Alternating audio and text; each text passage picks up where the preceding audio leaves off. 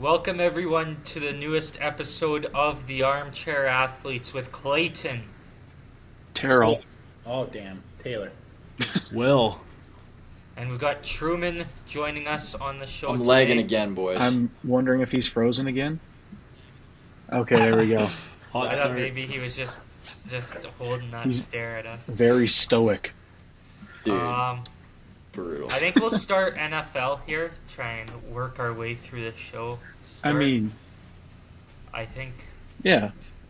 let's do I think we'll do playoff picks. Do we want to go over last week's picks? I know we weren't on the show to make them. I mean, we I wouldn't even can. have remembered what the games were, so. I think I'm just gonna fly through last week's picks. Okay, yeah. Yeah, dude. Lock, I had Cowboys over Commanders. Yeah, that went. Upset, I had Bears over Packers. That did not go. Game of the week, I had Bills and Dolphins. And I'd say that was a pretty good game. So we're going to give it Game of the Week honors, I think. Now for my round one picks for this week. In the NFC, I have the Cowboys over the Packers. As funny as it'd be for Green Bay to win, I just don't think it's going to happen. Next up, got the Rams and the Lions, and I got the Lions winning that one. I expect a spirited game. I think it'll be a close game. I had a tough time picking that one, but I think the Lions are going to pull through. Then I have the Eagles over the Buccaneers. As much as the Eagles are falling apart, I still think they get the win over Tampa. Tampa did not look good in this last game that they won. They won 9-0 over the Panthers. If this is still recording, oh, there we're back. And then in the AFC, I have the Browns beating the Texans. That was also the tough one for me to pick. But I just think defense is going to win that game. So I've got the Browns. I've got the Dolphins beating the Chiefs. Kansas City just looks finished at this point, dare I say. There's Mahomes and literally no one else on that team, it seems. And yeah, I know Travis Kelce, but he didn't have as great of a season, I think, as he'd have liked this year.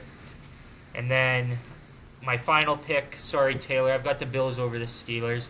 I just think the Bills they've been playing desperation football now for the last few weeks, and I've liked how they've played, so I've got the Bills winning that matchup. Okay. I'll go next. Why not? Last week, I had Bucks over Panthers just because the Panthers stink, and the Bucks almost messed that one up. I guess we're not live. I can say the Bucks almost fucked that one up. We got the Falcons over the Saints. That one was just my bad on that one. But then game of the week, I had Texans Colts just because winning your end game, and it was really really good stuff. So I think that was game of the week. Now for my playoff week one picks. I'm going to go against the grain here. I'm not going to lie. I was kind of going back and forth between the two for the first game, Cowboys-Packers. I'm taking the Packers. It feels like one team's just going way down and the Packers are on the way up. Jordan Love looks fantastic. I am slightly, well, not even slightly, I'm very skeptical of this Packers defense. They had some really bad performances like just earlier in the season, and I don't know if I trust them that much, but the Cowboys are going to lose at some point in the playoffs, so why not pick them now? Next matchup, we got Rams-Lions again, picking against the grain. Lions have not looked great recently. Rams have. I just have more faith in Matthew Stafford than I do in Jared Goff, really. And same thing, that Lions defense is just not great. And then this was maybe the one that I was back and forth on the most is Eagles-Bucks. Just because the Eagles, like Clayton had mentioned, they've been terrible recently. But then the Buccaneers put up 9 points on the Panthers, so I'm taking the Eagles in this one. In the AFC, I'm taking the Browns over the Texans. Browns are one of the best defenses in the league. C.J. Stroud, when he went against the Jets, he had a terrible performance, and they're one of the best defenses in the league. So if the Browns can replicate that even a little bit, I think they'll take this game. Dolphins versus Chiefs. This is another tough one for me. Kind of the same thing where the Dolphins have been on a downward spiral, but the Chiefs have as well. This could really go either way. I'm still going to take the Chiefs. I just think Mahomes in the playoffs is too much to bet against, and I made that mistake last year, and who knows what will happen this year, but for this week, I'm taking the Chiefs. And then finally, Steelers-Bills. TJ Watt's out. I'm taking the Bills. I can go now. My last week, I had the Eagles over the Giants, and they lost, which is tough. Then I picked the underdog. I picked the Steelers over the Ravens. Fair enough. Even though they didn't have people playing, they were still an underdog. So easy pick. And then game of the week was Bills and Dolphins, and it was a pretty good game. I would have said the Colts-Falcon game was probably the best. Or sorry, Colts-Texans game was probably the best game of the week. But it was close. For this week, sorry, I just got to re-jog my memory here. I don't know what the games are. So the first game, Browns-Texans. I think I'm going to take the Browns purely because Joe Flacco is more experienced, and he's been playing really, really well with that team. And I think the Texans are just kind of inexperienced as a whole. No Tank Dell either, even though Collins has been really good. I don't know. I see the Browns having a good game. Then I have the next game here is the Dolphins-Chiefs. The one that's weird for me with this one is it's supposed to be like the coldest game in NFL history. So the Dolphins haven't won a game since like 2016 and below like 40 Fahrenheit, and it's supposed to be like minus 15 Fahrenheit. So it's going to be cold. So I just don't see. I mean, obviously every team is different, but I just feel like the Chiefs are a little bit more acclimatized to playing at home in colder weather. And like Terrell said, betting against Mahomes, no matter how maybe poor his season has been, it's kind of just a no-brainer to bet on him. Packers-Cowboys, I'm picking Packers. Cowboys are just, they always seem to lose in the playoffs, no matter how good they are. They're America's team, but they don't win anything, so don't really know why they're America's team. Rams-Lions, this was a toss-up for me. I think I'm going to go kind of the same thing that Terrell said. I just think I trust Stafford more, and the Rams have been just really good recently, and they got most of their big players back to full health. So as much as their defense isn't as good on paper, they've been playing really well recently too, and the Lions have struggled a little bit. So I'm going to pick them. Eagles-Buccaneers, even though the Eagles have been struggling, I think they're just better. They have a better game plan. They have way more talent. So I just think even if the only way the Buccaneers win, I think, is just a Baker Mayfield masterclass, and Mike Evans has a huge game, but I just don't see it happening. And then Steelers-Bills, as much as I'm a Steelers fan, it's a toss-up because if we play as well as we've been playing the last 3 weeks, I think it could be closer than some people may think.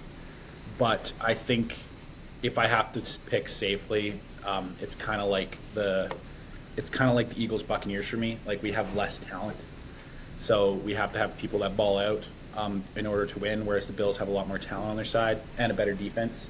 So I think, I would say regular season maybe we had a better defense, but with TJ Watt being out too, it's a big hole. So I'm going to pick the Bills, unfortunately, but we made the playoffs, so it's a good season overall.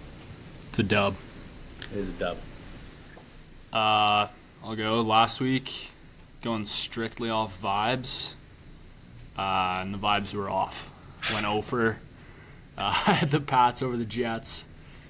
Horrible way to end Bill Belichick's Patriot career. We'll get into that later. I had the Vikings over the Lions for my upsets. I kind of figured the Lions would sit their guys, kind of pretty well useless week 18. Didn't sit their guys. I think Laporta got a little bit of an injury in that game. That didn't hit. And I had the Bills over the Dolphins. I don't know. It's kind of a toss-up for game of the week. So Yeah. And for my first round predictions in the AFC, I have the Browns going over the Texans. I just think the experience is there and the defense is there. Especially without Tank Dell, that hurts the Texans, so I'll take the Browns. I got the Chiefs over the Dolphins. Like you said, it's cold, and the Dolphins are not a cold weather team. I will take the Bills over the Steelers. Again, for the lone fact that TJ Watt is out. And I just think you can rely on the Bills' offense more in a playoff situation than you can the Steelers. For the NFC, I'm going to take the Cowboys over the Packers. I think this is the realest the Cowboys have looked in a while. And I don't think the Packers will show up. But if they do, it's going to be a Jordan Love masterclass. I will take the Lions over the Rams. This is going to be a fun game. Obviously, 2 revenge games. I'm a Jared Goff guy. I want to see it. I want to see the Goffense in full effect. And I will take the Bucks over the Eagles. That's my upset. Strictly vibes. I'm just the locker room it's not good in Philly right now. There's a lot of tension on the field and off. So I'm going to take the Bucks. I think Baker's having a hell of a season. Why not go further? Yeah. So yeah. All right. I have all of my mid-season's award picks up here. If we want to go over those quick, and then I can we can show what I picked mid-season, and then show how the races ended up. So at the midway point of the season, the MVP was kind of a toss-up. I know there was a lot of discussion with, that was before Brock Purdy really took that leap. So there's a lot of discussion about, is this the year that McCaffrey or a running back's finally going to get it, or Tyreek as a wide receiver? I know Dak was kind of in those talks still. Lamar was as well. There were just so many guys that it wasn't really, I don't know if there was like a guy that we had. So that was tough. Offensive player of the year, though, Christian McCaffrey or Tyreek Hill. That was pretty obvious. I feel like that had been locked up since the middle of the season. Defensive player of the year, and this is the guy that I picked at the start of the season as well, Myles Garrett. Defensive rookie of the year, again, was kind of a two-man race, Jalen Carter and Devin Witherspoon.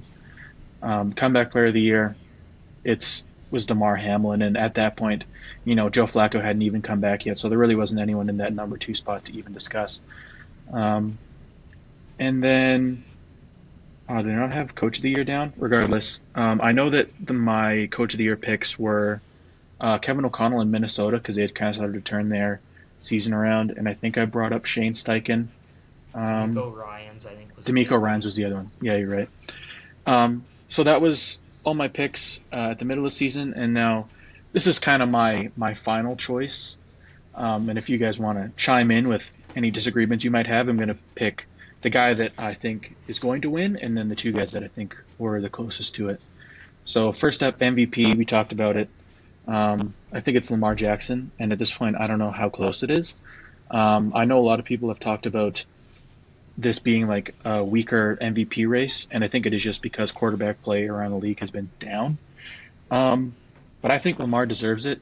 He's super integral to that offense, and I know that total touchdown numbers don't really back it up, but I mean, they have so many 1-yard rushing touchdowns from the goal line that get snaked from them. I know I had it bookmarked on my phone, but it would be from forever ago. Just all the different 1-yard rushing touchdowns that were from Lamar Jackson, and it was in the double digits. So if he was able to, the Jalen Hurts effect. I was going to say it's reverse tush push. So Lamar Jackson's my MVP pick, and then the 2 guys I had as runner-ups are Josh Allen and Dak Prescott. Maybe that's crazy. I don't know. Do you guys have any thoughts on that? No. I think that's fair. I think all talks of the Tyreek Hill or CMC MVP talks kind of died down. I mean, Tyreek Hill, did he miss 2 weeks, or he missed a week and then he was had out for a couple bit. Stinkers, and I don't know. CMC slowed down a little bit. Yeah, I think that really all that discussion was just that there wasn't a quarterback that was far and ahead better than anybody else, so they had to kind of talk about something else. But in the end, it's a quarterback. It probably always will be a quarterback, at least for the foreseeable future. So yeah, Lamar Jackson, MVP. Offensive player of the year, again, I don't know if this one was particularly close either. I have Christian McCaffrey. Just a fantastic season in San Francisco. And then the 2 guys that I had behind him are Tyreek Hill and CeeDee Lamb. Yeah, Lamb's crazy. They all had fantastic seasons, but yeah, I think Christian McCaffrey's just best running back in the league, and that race wasn't particularly close to me. Defensive Player of the Year, again, like I mentioned, I had this guy picked at the start of the year, Myles Garrett. Um, I think he deserves it. I know TJ Watt has had a fantastic season, and he kind of put up the counting numbers over Myles Garrett, but Myles Garrett just has such an effect on that defense. Double teams and pressure rate and win rate and all that sort of good stuff. So I think he deserves it over TJ. Now, this isn't saying that TJ is a bad player or that I don't think he would deserve it if he won it. I just think Myles Garrett should have it. And then the two runner-ups I have are TJ Watt and Micah Parsons. Now, this is maybe the closest race out of all of them. We have Offensive Rookie of the Year. Obviously, it's kind of a two-man race, CJ Stroud and Puka Nacua. The argument for Stroud is that you really don't see rookie quarterbacks come into the league and be super efficient, especially given how bad we assumed the situation was that he was going into. And maybe the questions were, how is he going to handle going from one of the best college offenses to one of the worst NFL offenses? And clearly he handled it well. Was the last quarterback to win the Offensive Rookie, was that Herbert? Yeah, because that was the Herbert Just Jefferson race. Yeah. Okay, yeah. Yeah, so that was kind of the argument for CJ Stroud, is he's just super efficient in a situation that maybe wasn't the best going into the season. But I mean, Puka Nacua had like a generationally good wide receiver season for a rookie. Obviously set the receiving yards record as well as the receptions record. So I think as much as CJ Stroud also deserves it, if you're picking CJ Stroud over Puka Nacua, I think that also just means that Offensive Rookie of the Year is kind of becoming a quarterback biased award. So I'm taking Puka here. Coach of the Year, I think I put that one down. Yes. I was looking at it right now because I thought maybe I'd skipped Defensive Rookie of the Year for some reason, but it's just one more down. So I'll do that first and then Coach of the Year. I know this one is maybe the one that would be most controversial based on the odds that are out there. But I have Devin Witherspoon. I think, I'm a Seahawks fan. I will say I am definitely a little bit biased. Jalen Carter obviously had a huge impact. And then I think the other guy that'd be up there for me is Will Anderson Jr. In Houston. But I just think Devin Witherspoon had a greater impact for the Seattle secondary than Jalen Carter did. And same with Will Anderson. And like I said, that's maybe the one that would be the most disagreeable for people. But I don't know, man. Just watching Witherspoon play every week, he really is a difference maker on that defense. And then Coach of the Year, this maybe isn't the closest race, but it definitely is the one that I have the most names down for because there are a lot of guys that I think deserve it this year. To me, it's kind of like a beating expectations award where you're heading into the season and people think you're going to be terrible, and then either you flip it around partway through or you just prove them wrong immediately. And for me, that is Kevin Stefanski in Cleveland. There's just been so much adversity on that team. 4 starting quarterbacks this season. Nick Chubb's out. Just so many key pieces on that team going out with injury, and they still managed to pull through and make the playoffs, especially in a tough division as the AFC North. So it's just pretty crazy to me that they ended up pulling through with Joe Flacco at quarterback. And then some of the guys I have down here just as like, I don't know if you'd say honorable mentions, but runner-ups, whatever. I have D'Amico Ryans, Kyle Shanahan, Dan Campbell, Mike Tomlin, Shane Steichen, Sean McVay, and Matt LaFleur. Kind of all, again, for the same reasons of beating expectations or facing adversity. Kyle Shanahan doesn't fit that, but I just think he's such a good coach and has that offense tuned so well that he deserves at least a little bit of recognition for how good he was this season. And then, all the other guys were, no one expected them to be good, and they just lit it up from the start of the year. And finally, Comeback Player of the Year. I don't know how much discussion. Don't you mean Worst Injury Award? That's what it seems to be.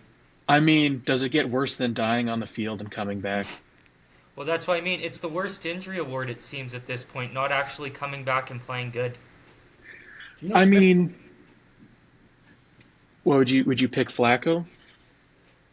I mean, it depends what you're going on based on this award, and that's because like DeMar Hamlin here, he hasn't played at a high level like Joe Flacco has. You know what I guess mean? the Like, name of the because- award is comeback. He came back. Would Lamar Jackson He fit in came that back. category? Because he was out for like half the year last year. So does he fit I in just- that category? If My you're thing if you're is- gonna My thing Go is ahead. just like I feel like it's weak to always just give it to the worst injury. You know what I mean? I can understand that viewpoint. However, he died and then came back to life. So if there's any reason to give it to someone Also, because when of was the that, last- it's him. When was the last time someone had a worse injury award? Geno Smith won it the year before. Alex Smith. Well, Alex Jordy Smith, Nelson when was out for he the came year, back and and played. he won it, I remember. So that was that one. I remember he did that. Mhm. It was like 215, though. But also, like, realistically, how much, like, is the comeback player of the year going to, like, ruin it if it's DeMar Hamlin? Or is your season No. going to be, No. like, if Joe Flacco wins it, I'd be like, fantastic, you know? No one expected him to play well. If DeMar Hamlin wins it, great, you know? He almost died and then came back to play again. So, to me, it doesn't really matter. I think it's just acknowledging that someone faced a bunch of adversity and then came back. And again, I don't know if you can get more adversity than almost dying on the field. So yeah, those are my picks. Just to go back through them once more: MVP Lamar, Offensive Player of the Year Christian McCaffrey, Defensive Player of the Year Myles Garrett, Offensive Rookie of the Year Puka Nacua, Defensive Rookie of the Year Devon Witherspoon, Coach of the Year Kevin Stefanski, and Comeback Player of the Year DeMar Hamlin. And that's it. I think it's valid. It's good picks. I think we'll get into the news I for would the say NFL. TJ's a bit tough. My It coach, is. my coach of the year would be different, but there's like 100 picks. Like That's it'd what I either mean. be There's- D'Amico Ryans or Matt LaFleur. Like honestly, Matt LaFleur is the youngest team in the NFL, and D'Amico Ryans just had nothing. So Those are the two of the guys that I put in there as kind of shouts for deserving it. And like you said, Matt LaFleur, I believe they're the youngest team in NFL history to make it into the playoffs. they are, yeah. The Packers. So again, very impressive. But if you were a Jordan Love believer like I was, then maybe it's not as impressive, you know. That's true. That's true. But yeah, we can get into the news for this week if you guys want to. I've been talking for a while, so I'll let someone else take it. I think I we'll love start hearing your off- voice, Terrell. Well then, fantastic. I'll talk the whole time. Okay. We'll start off with the Seahawks here, so Terrell might have to talk a little bit more. God damn it. They beat the Cardinals. Just Woo. why would that makes me so mad. Like whatever, okay, the Packers win, but then Seattle wins too. Yes, sir. Hey, this happened to you last year. Get out of here. It balances out. No, hang on a second. No, we didn't win and then miss the playoffs too. We didn't win after we already knew we were out. That's what makes me mad is the winning when you're out. Now I understand for the players you want to do it, but still, as a fan, I'm like, I wish you lost. I think the best part of that whole thing was ripping the Gars after they won too. Oh, Yeah. oh Brady my! texted me on this. Say what you said when you texted me. You want to Oh, develop yeah. a losing culture? That's how. Oh, and yeah, yes, that's I know cool. that the whole Julian Love thing, but there's also a reason why Bobby Wagner wasn't in there smoking the cigars either. Was because he knew that they missed the playoffs. You don't celebrate at a time like that. Actually, I do know the reason why Bobby Wagner wasn't smoking him. It's because he's old and geriatric, and if he took one inhale of cigar smoke, he'd collapse. So Yeah, just so. And then John Ryan ended up tweeting out after the game, which My I've king. seen Seahawks fans disrespecting John Ryan. I'll have you know, he threw a pretty clutch touchdown pass in the 2014 NFC Get out of, we don't Championship. talk about that year. We don't talk about that year. Well, in terms of this, we do because it's John Ryan, and he said some. I can't remember the exact quote, but along the lines of like, "Wow, the Seahawks way sure has changed since I was there." And I gotta he was seething with rage. I think is what it was, which I was too. So. here's the quote in regards to the smoking cigars in the locker room. The Seahawk way is a bit different these days, I guess. I could say a lot of things right now because I'm shaking with anger, but I'll just say I'm really disappointed. Hey, I at mean- least I'm not the only one on this island that believes that. No. I mean, Like, who cares at this point, man? The season's done. They want to fucking smoke cigars. I don't care. Um, I understand the optics are bad because, not only did you lose out or not lose out, but you won and then didn't make the playoffs and then major draft pick worse. So it's just like, I think it's just like such poor timing and like really tone deaf, I guess. I feel like that's maybe something they could have done like a little bit later as opposed to in the locker room still. Jordan Brooks also wasn't in there, so I don't know. Maybe, hopefully, he already hasn't developed the geriatric thing. Listen, no, Jordan Brooks. I understand, he's a great linebacker. He has nothing to do with it. So, Yeah. I guess we'll transition into Pete Carroll is done. Great coach, accomplished a lot. It's time though. Let's be real. It's time here. I think this last season they underachieved. They really did, and for that, I think the offense underachieved. I think the defense definitely underachieved as the season went on. The offense, like, I'm not saying that this is 49ers caliber, but you look at the offense alone. You've got Ken Walker and Zach Charbonnet as your two running backs. Your wide receiver trio this year, I don't think it's going to be a trio next year because I think Tyler Lockett's gone. But you had DK Metcalf, Tyler Lockett, and Jackson Smith and Jigba. That's a pretty dang good wide receiving core. And so I thought that they underachieved badly in that regard. So, yeah.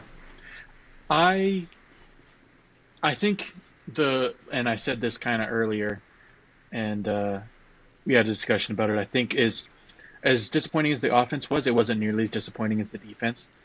Yeah. The defense was just like horrific. I'd say since the Giants game, maybe. I guess since the Nwosu injury is maybe when it really started to go downhill. And like just lack of effort. No, just it was just super frustrating to watch. Like I don't know what else to say. Woolen getting benched because he couldn't tackle is something in and of itself. And yeah, just guys not playing up to their level like they're supposed to. Quandre Diggs sucked this year. Jamal Adams sucked when he was healthy this year. Bobby Wagner, like, I get he's a Seattle guy and I love him for the time when he was here and he did great things, but good Lord, that man cannot move. He can't cover and he racks up tackles because people catch it in his general area and then he can wrap them up. So PFF grades him highly because he can still hug people good, I guess, but he can't cover anybody. So it was just, you have no safety help and a big, like, just open middle of the field. The defense, it was just so bad. It was so frustrating to watch. And yes, like I said, offense is frustrating, but I don't think Geno's the problem there. I think Shane Waldron was the issue, and same with the defense. Clint Hurt, I think, is the issue. So, like you said, Pete Carroll is a great guy in Seattle. It's sad to see him go, but at the same time, something had to change. And I'm honestly glad that it was as drastic of a move as this, as opposed to just, letting the coordinators go. I think there needed to be like a complete reset in Seattle. I think we'll move on to talk about another coach fired, long tenured coach. That's Bill Belichick of the New England Patriots. Take it away, Will. It is a sad day for Patriots fans. I think, love him or hate him, you can't deny his greatness. This is a guy who's brought chips, winning seasons, Pro Bowl players, star players, historic players. Guy's a stud. We're going to miss him. But I think his time was here. Some bad seasons as of late for Patriots standards, and, this season for Bears standards. Yeah. Season. Yeah. I understand it. Watched the press conference this morning, and seeing and listening to Bill Belichick choke up as he says goodbye to Patriots Nation is it's not an easy thing to watch, because everybody knows he's a very emotional guy, so it's like something you see all the time. But we're used to it at this point. That meant nothing. Yeah. No, sad to see him go, but I think it's time. Do you guys have any expectations on where he'll resign? Seattle looks like a big one. Do not bring Bill Belichick to Seattle, please. He's going to end up with the 49ers because Purdy is the reincarnation of Tom Brady as like an advisor or something. Like he'll be like his meal planner or something, and then he'll win like Just to hang out. 500 Super Bowls. Yeah. No, he'll yeah, that's what he'll be listed as. But in reality, he's like writing up all the defensive plays and drafting defensive players. I just hope he doesn't go to Carolina because I don't think he's going to do anything there. If he goes to Carolina, he's like something's wrong with his head. Because Yeah. if you're as old as other options though, like A lot of people have there's said been the tons of Chargers. agencies. Chargers, yeah. I would say Falcons maybe. Maybe would he go back to the Jets? Like What that about- would be such a good story, but I don't think it'll He's- happen. I would say Falcons. I don't think he would. You say the I don't see advisor role, and I wonder if there's some kind of connection with 'cause Tom Brady's now a minority owner, is he not, in Las Vegas? Las Vegas, Vegas? yeah. Wonder if he goes there, and I think Antonio Pierce is the answer there right now. But Yeah. I wonder if maybe in an advisor role, possibly, if there's some kind of connection there. He would have to go there for like minimum wage because they've spent so much money on coaching that I think they are going to stick with Antonio Pierce to hopefully just take a little bit of money off. They're still paying Gruden and McDaniels, are they not? They're paying, they're paying Gruden for sure. So they signed they're for like an paying- 11-year deal or something. Yeah, and McDaniel signed a long-term deal too, right before he Yeah. got fired. So they got two coaches on the books, and then With how they finished the season, I think that they can't fire Pierce. And No, I don't think they should. And you've seen how it went last time when Bisaccia finished out strong and they got rid of him, and then the I disaster. don't know why that they ever got created. rid of him. I don't know either. He's not helping Green Bay, I can tell you that much. So. Oh, okay. I was gonna say like the interim coach is always tough, but at this point, like, what else are they gonna do? Like I said, they got two other coaches on the books. You got to just cross your fingers and hope that Antonio Pierce doesn't break the bank for you, I guess. The next point here, Nick Saban's done. He retired. That one kind of came out of left field, I thought. Yeah. I'm not a college football guy, but I heard a few he's done a things. lot of winning. I heard a few things saying he was potentially going to leave by the end of the year.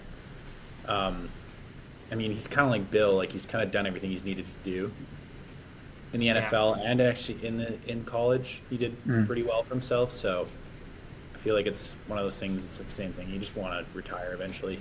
Yeah. Yeah. That's the other thing is you see all these conspiracies like why are they all leaving at the same time, and it's like how old's Pete? Is he 72 or 73? He's old. Bill's And- 72, I think. I was gonna say Bill's old too, Saban's old. It's like maybe they just don't want to coach anymore, you know? Maybe they do, and maybe they want like a lesser role or something, or maybe they just want to spend time with their family, you know? There doesn't have to be some big reason behind everything. So when I was at Disneyland, I ended up actually seeing Nick Saban. He was just randomly in the parade. Him and Jim Harbaugh and like some of the players too. What? But yeah, he was with his granddaughter. So I mean, He's a Rose Bowl. That's why. for the Rose Bowl, yeah, it was just a random kind of parade. But yeah, he was with his granddaughter, so that's probably the reason why. That was the first. He's thing. full time working at Disneyland now. That's why he He had to could be. retire. He should be. He's That'd be under the sick. mask. Jalen Milroe will be working with him pretty soon too. So He's not making it Disneyland, buddy. He's a DoorDash driver. Well, I think this is a perfect transition because this next guy should be a DoorDash driver. And that's There we Arthur go. Smith, now former Okay. coach of the Falcons. And while me and Will and Terrell are all a little bit sad because it's the end of an era, I think it's an exciting time for Falcons fans to get rid of that bum. Did absolutely nothing. 3-7-10 seasons. That's something. crazy. That's what you want. Consistency, yeah. Exactly. Yeah. I mean, Keep Go getting those ahead. good draft picks and draft some studs and then just keep not using them. I They guess need- he, Like gadget That's the guys. key. he did They need- finally figure out how to use B. John Robinson in Dude, week that- 18. yeah. I just gotta say, if your name's Arthur, you shouldn't have been hired in the first place. Ooh, That does is the not pass worst the name name of test. all time. Okay. Arthur. Okay. Yeah. I Sorry was to just- any listeners named Arthur. I'm Yeah, not sorry. Truman No, has an I agenda mean it. Change your name against to Joey or something. Guys, Truman, if any Arthurs are out there, Truman's not part of the show. He's a guest. His views a do not guest. reflect ours. We value our Arthurs on this show. Man. Next name here, Mike Vrabel's done. That one was more That one surprising. was a shock, especially because they pulled out the win against the Jaguars, which didn't really mean much for Tennessee, but it was a. I mean, they got the win to send Jacksonville out of the playoffs, division That's the rivals. reason why the Steelers are in the playoffs. Yeah, That's true. Kind of a big deal. First time I've watched a full Tennessee game in my entire life. I was watching it too. Jacksonville, man, and maybe that's another point we can talk here is what a failure by Jacksonville that was this season. You know, you jump out to the big division lead, and it looks like you're on cruise control for the playoffs, and they just stubbed their toe at the end of that season. They completely fell out. Nothing went right, and in that last game in particular, I think there was about 2 or 3 turnovers at least. Like, I don't know. Like, where do you go from here if you're Jacksonville? I think you need probably better receivers, I think. They need kind of the same thing I think that a lot of teams are doing. I think they need another reset. Doug Peterson, I think, has been pretty good in Jacksonville, but this is like an unprecedented kind of coaching, I don't know what you'd call it, free agency almost, where there's Yeah. so many guys that are up to be signed. Where if you can find somebody, I don't think Doug Peterson's the worst coach in the league by any means, but if you can find somebody, maybe that's an option to consider. At the same time, their offensive line was bad. Calvin Ridley did not make the impact that I think anyone was expecting him to. And then Trevor Lawrence. I was going to say Travis Etienne. I had him in fantasy. Made no impact down the stretch of that season. And then bad running game, bad O-line. Trevor Lawrence didn't take the leap you expected him to. Regressed a little bit even. So really, it's just hard for a team to overcome all of those things simultaneously. I still think they're a pretty good team. I think they have some holes to fill.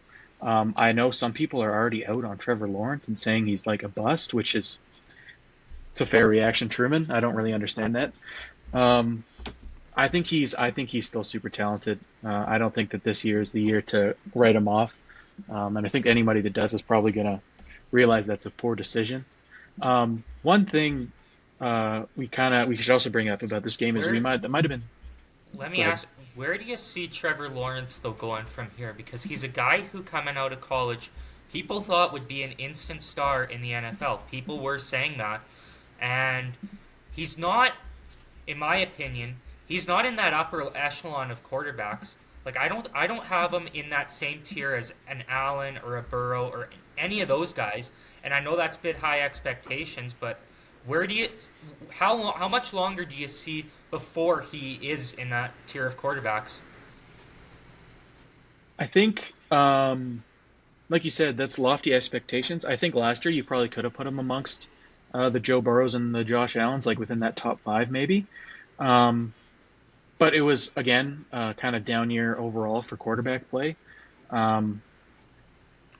So,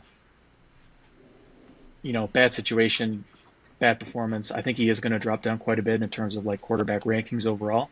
I still think he's like floating around a top 10 guy. He's definitely not bottom half of the league. But yeah, it is an incredibly disappointing season from Trevor. I will say though that who's the Jacksonville coach when he came in? Just Urban Meyer. Yeah, I was going to say coming in under Urban Meyer. Myers. His first year. No, that's what I was going to say. Is coming in under him and expecting to be successful just doesn't make sense. And then you saw it when Doug Peterson took over that he did have that big leap and he was a lot better. And I still think he has the talent to succeed in this league. So I wouldn't be too concerned about it. Is he ever going to get up to like a Josh Allen or Joe Burrow, like you said? Maybe. I think he has reached that peak before when everyone was playing very well at quarterback. So I think it's definitely possible. And it could be as early as next season, depending on how this offseason goes for Jacksonville. Yeah, I agree with pretty much all those points. The receivers were so bad this year, and his go-to guy last year was like Zay Jones, and he was out like almost all the year with a variety of issues. Yeah. The offensive line is terrible. It just always has awful. been. And the Jacksonville Jaguars are like the worst drafting team ever. Like, can you name one good player besides Trevor Lawrence that they've drafted in the past, 15 years? Like, really, it has probably been 15 years since they've drafted anybody, like, highly notable to that franchise. Josh Allen has been pretty good Yeah. as a defensive I'd end. say Josh Allen. yeah, he might be the one exception, but like C.J. Henderson, Taven Bryan, Clavon Chason, like these guys just they're nobodies, and so What about Jacksonville. Trayvon Walker? Trayvon Walker's been okay. I don't think Yeah, he's lived up to it I yet. don't see. I'm not a fan of him. I think that was a wasted pick. There was a couple guys who I liked over him in that draft back then, but yeah, Jacksonville's a disaster, and I think Trevor Lawrence needs a better supporting cast. I don't think Doug Peterson's the problem. He is my favorite coach. I Okay. like the way that he runs things. So I think selling the team would help. I think their owner's a complete idiot, Sal Khan. Yeah. I think he's a joke. But Jacksonville, they need a kind of a cultural revamp, and I think they got to do something better, at least on offense in the weapons department. I know they tried with Ridley, but you got to draft better. Like, fire your entire scouting department. Like, change things up. I don't know as much about the dad Khan, but I know his son Tony Khan runs AEW Wrestling, which is supposed to be a competitor to WWE. And let me just say this right now. This will be the most I get into wrestling on this episode. But as an owner, Tony Khan is a joke of a wrestling owner. Now, their production-wise, they're up there. They're second only to WWE, but that's only because of how much money they have. And they've signed so much talent with their money, and they're still a joke. The guy is more of a fanboy than he is a wrestling promoter. First off, I don't know if his dad's maybe the same way when it comes Very to the similar, NFL. in my opinion. He's more of a fanboy, and it's very interesting when you look at the difference between him and Triple H, who's now running WWE, and just how they deal, even in the press conferences, where you've got Tony Khan responding to some pretty serious allegations about one of his talent, and he's got a pretty funny-looking hat on and these big, obnoxious glasses. Meanwhile, you've got Triple H up there, the ultimate professional, who has earned the respect from wrestling fans and who I think has turned WWE into a new golden age. So I'm not sure if maybe Tony Khan's father's the same way, but I can tell you his son, Tony Khan's a joke of a wrestling owner. So The apple Maybe it doesn't runs in the fall family. far from the tree. Exactly. Indeed. I thought we were going to get a me-level rant from Ross Atkins from last episode there. That's what I thought we were gearing up to, but That's one pretty high last level. thing. I was going to say that's a high bar to clear. But one last thing from this game is that we might have seen the last of Derrick Henry in a Titans uniform, which is, we talked about all the coaches kind of being an end of an era, but really for Derrick Henry, I mean, he was like, to this point, probably the defining running back of the 2020s and later half of the 2010s. I was going it's to really- say he was the Tennessee Titans. Yeah, during that whole when they were like AFC Championship game and in the playoffs consistently, he was pretty much that entire team. And I don't know if we're going to see running back. I'm trying to think how to word this. Okay, maybe this is it. Do you think that he is a Hall of Fame level player at this moment? Probably. I They give Like- out Hall of Fames like chips nowadays. but game changer wise, yes, because he's a unique type of running back, in a style that's faded away. Like back in my day, you had the Marshawn Lynches and the Eddie Lacy's and the kind of the bull rushers as we used to call them, and that style of running faded out into more like the gadget back, the Saquons, the McCaffreys, the Camaras, and Henry is that traditional type of back. So I think for that you could put him in. Accolades wise, I don't know if he has enough in that department, but if you're going strictly on what he's done for the game, I'd say you throw him in. But I think just with how the game has changed, this is my opinion on it. I think you kind of have to redefine what will allow a running back to get into the Hall of Fame, just because teams don't run the ball as much as they used to. So you aren't going to see, Barry Sanders, Eric Dickerson level seasons anymore, LaDainian Tomlinson, that sort of stuff. So I think you kind of have to lower expectations a little bit, and I think that Derrick Henry was the best at his position for a number of years. 2,000 rushes, 9,500 yards, 90 touchdowns over his career to this point. So he's put up some pretty prolific numbers. Obviously, he had that 2,000-yard season in 2020, and that's rarefied air to be in. So I think based on that alone, you could probably get him in. Maybe not like a unanimous or a, you know, he'll get in immediately, but I think eventually he will make it into the Hall. From here, I think we'll talk Packers. So we did talk Seahawks, but Green Bay's in now too. And I want to talk specifically for this weekend. Do we think? How much percent of a chance would you guys give them against the Cowboys this weekend? Because keep in mind, it's a 2 versus a 7 seed. But again, the history of the Cowboys in the playoffs isn't that great in recent memory. What do you guys say? It's tough for me. I'd say it can go either way. Like I said, I did pick him to beat the Cowboys, and it is because you can bet on a Cowboys collapse at some point in the playoffs, and if it's going to happen against anybody, it's probably going to happen against the Packers. And just with how bad that Cowboys defense is, or has been recently, like we talk about how bad the Seattle offense has been, and as much as I don't push that as much as some other people do, they put up almost 40 on this Cowboys defense. Deron Bland was getting torched the entire game. I think this Packers offense has been very, very good, led by Jordan Love, and I think the receivers have been fantastic for as young as they are. So I think it is probably going to end up being a shootout gunfight where they're putting up a ton of points. Because this Packers defense also isn't the greatest in the league. Is the DC Joe Barry? Yeah, he's a joke. He should be gone too, Yeah, as far as I'm concerned. now they're not going to fire him though, is my guess, because They made the playoffs, so it kind of hurts Green Bay. They're just they're being held down by that defense so much. Like I kind of mentioned at the start of the season, I thought Jordan Love was going to be pretty good. I didn't expect him to be this good coming into the season. I don't know if anyone really expected him to be, unless you're like Jordan Love's parents or something. But I thought he was going to be pretty good, and he's exceeded my expectations, and so is the rest of that offense, really. I think the biggest surprise to me, though, is that receiving core and how good they've been. And obviously, Truman, you would know better than I would because you're a Packers fan. Maybe you just want to have some comments on how much they've beaten expectations.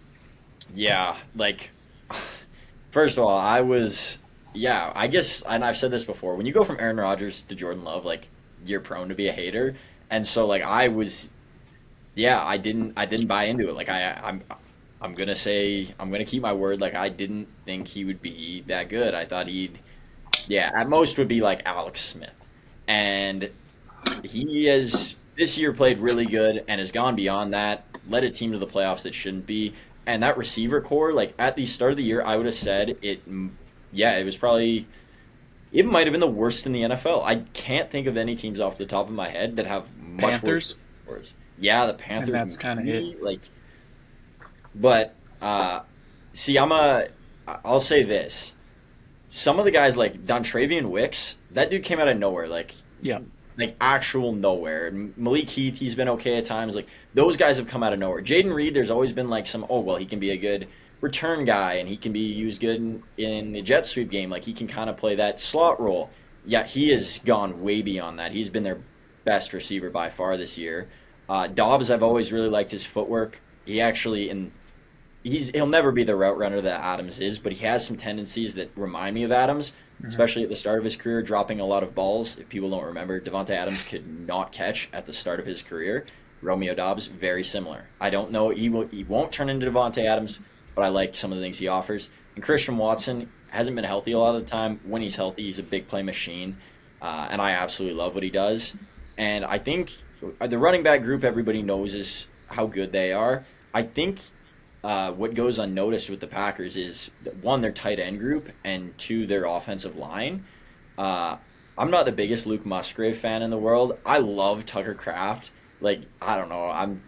I'm the biggest Tucker Kraft fan ever at tight end. I think he should start every game, and he's a nobody to most people, but I think he impacts the offense in such a way, not only in the pass game, but in the blocking game. Musgrave's good in the blocking game, too. And that O-line with Elton Jenkins and Josh Myers and John Runyon, those are some ballers. And Zach Tom, the last 2 weeks, has played an all-pro and another guy that most people just say is a complete nobody. But he's been really good, and I've been impressed with this Packers offense. The defense is scary. Their special teams is horrendous still. Anders Carlson, like, go buy a boat because you'll never be in the NFL again, and all you're good for is, like, fishing. I don't know. You're just worthless.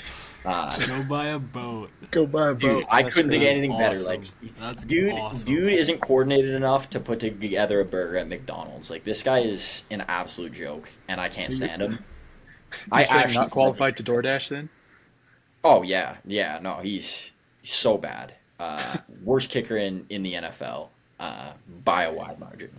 So, yeah, I do think the Packers have a chance this week though, because it's once again the Cowboys. If they beat the Cowboys, Jana, I know you're listening. We are gonna destroy the Niners by 50. It's not even gonna be close, and Purdy's throwing 8 picks. So you better hope they lose. Say that again, 1 sec. We're going to get a live reaction here? Yeah, go for it.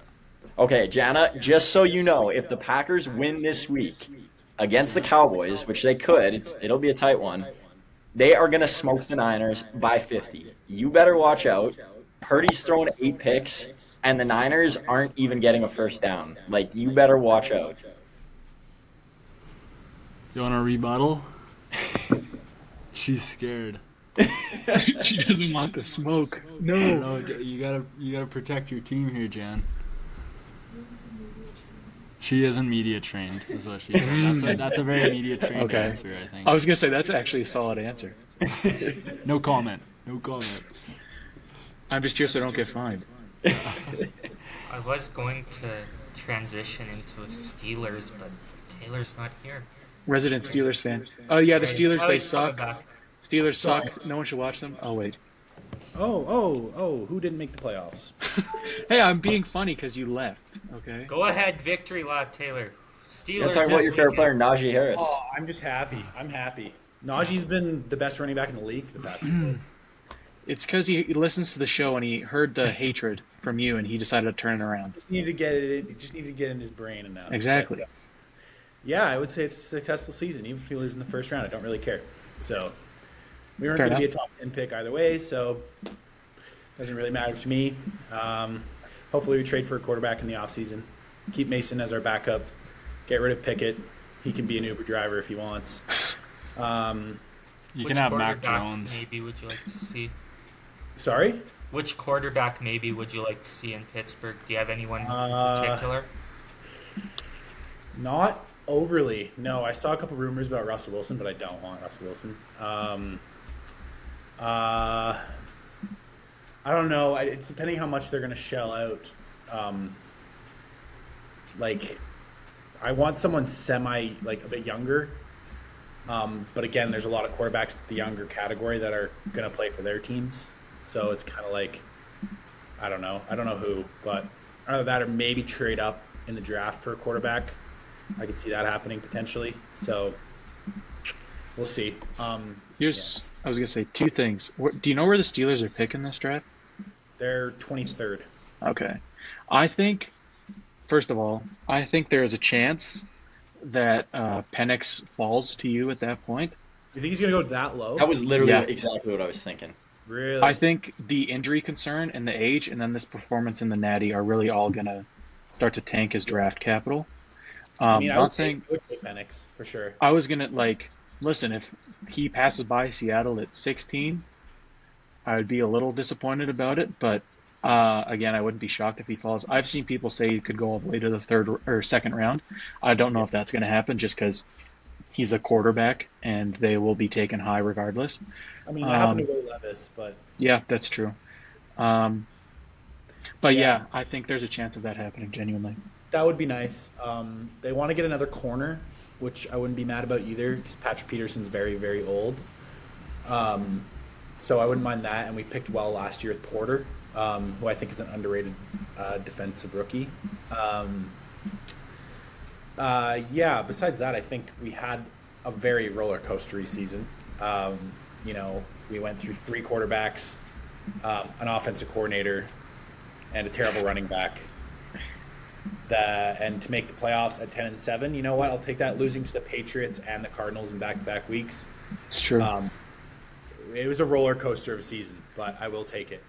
I was just going to say that like the kind of the nail in the coffin for the Seattle offense versus Seattle defense discussion for me was getting however many yards it was put up on them by the Steelers offense. I was like, Yeah. and 30 hung up. I was like, oh my God, that was terrible to watch. Yeah, Pickens went off in that game. He did. Yeah. Yeah. I think we need a quarterback, which the reason why I think Penix will be good is he's a very like pass first guy. And I think if Pickens has a good season, he could have a very good season having him as quarterback. Yeah. Because we've seen with Rudolph, he takes risks and it works out, whereas the other two quarterbacks are just so bad that they don't take risks and they don't throw downfield, and he just kind of sits there and blocks. So I think having a quarterback that is willing to take risks and has an unreal arm, I think will be very good for Pickens. Mm-hmm. And I think he could be absolutely nasty next year, because he had a 1,000-yard season this year on like 65 catches, which is unbelievable. That's what I was going to say. Yards to catch. Yeah. So, I was going to say, putting up 1,000 yards with that rotating door of quarterbacks is pretty impressive. I mean, I will say Rudolph has played absolutely. Oh, yeah. Since He's been come in. by far the best. And I So, don't Taylor. know. Sorry, go ahead. Sorry, you say ballsy quarterback with an arm. Yeah. Jameis Winston is a free agent. Thoughts? Yeah. He's not good, but he's ballsy, I Don't guess. disrespect Could be, though. JMO. Yeah. I mean, is it worse than Mason Rudolph? Probably not. But is it better? No. So it probably. Tell you what, he's going to be more exciting. That's for sure. I can guarantee Maybe. I that. don't know. The Steelers have been quite exciting these last 3 weeks. We've scored over 30 points. Yeah, but Mason Rudolph's not throwing a 30-30 season, so That's true. you need That's the Jameis Tim experience. Boyle. That's as exciting as it can get. That's also true. Yeah. I'll take. I would even take maybe. I don't know if he'd be much better as. Oh my gosh, I'm gapping on his name. Bengals quarterback right now. Jake Browning? Yeah, I don't think Brown. he's leaving Cincinnati. You don't think so? No. I think teams are realizing that they need a good backup because of how many backups came in this year. I feel like guys like, Jacoby Brissett in Washington probably isn't going to get moved. You don't think he would? He would take the money. I think he would. I think if they're free agents, I don't think that anyone's going to give him up in trades. Like I said, I think that having a solid backup QB is just too valuable at this point, and a lot of teams have seen that. Here's my pitch to you. There's a certain quarterback in Seattle who's known for having a cannon for an arm and being relatively young. How bad that team is. Get them away from me. You can have Drew Lock, and all we want is Joey Porter Jr., and it's that simple. Joey, hey, he could. Drew Lock could get really familiar with the McDonald's right outside of the stadium. So. This is not the talking points you're making when he was starting in Seattle over Geno, is all I'm saying. It's shifted a little bit. They're both bad. That's crazy. He was better of the worst. Geno would have been better than any quarterback you've had for the past 5 years because Big Ben looked like a tree. I think Mason Rudolph's played better than Geno has played all year. I'm about to hang up and leave this call. That's crazy. That's a 3-game sample size. Like, I don't think you can make that basis off a 3-game No, sample size. that's true. No, Geno's not that bad. It's just he's bad this year. I don't think He wasn't even terrible this year. He wasn't like He wasn't terrible. that. He wasn't comeback player of the year good at all. Well, he would have No. to come back from his fantastic season last year, so it really wouldn't have been fair. I don't know. I don't know. Like, as much as like it would be nice to get a quarterback, I don't think it's the first priority. Yeah. I don't know. Our defense is pretty good. I think we do need a corner though. Another corner. I honestly think that there's a shot you get Penix at 23. And Yeah, which I would be happy with. Like, all seriousness, I think Yeah. I would be happy with. Yeah. Like, I wouldn't be shocked. like you said, there's probably a lot of guys that wouldn't want to leave their team, even if they're a backup, and I don't know if I want to shell out for a backup. And a lot of the starters are kind of untouchable because we can't. I don't think we're going to shell out the money. Mike Tomlin is a very defensive quarterback coach, so he doesn't seem to spend as much money on the offense. Yeah. There's. I was going to say. Go ahead. Oh, I guess this will be quick. Hot take: I think the Steelers do get Penix, and I think Seattle takes Jaden Daniels. I don't think Jane Daniels is going to fall that far.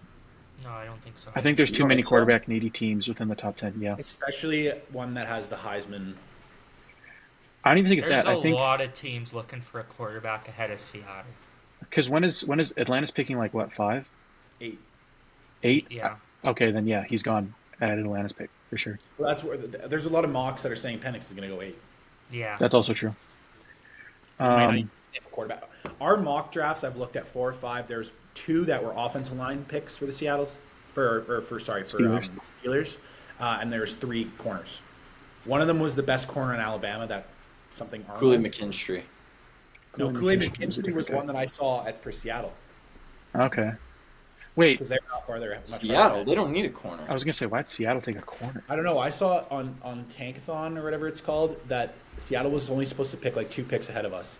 Tankathon has Kool-Aid going to Green Bay right now. We don't need a 19. corner either. We have Jair and Eric Stokes.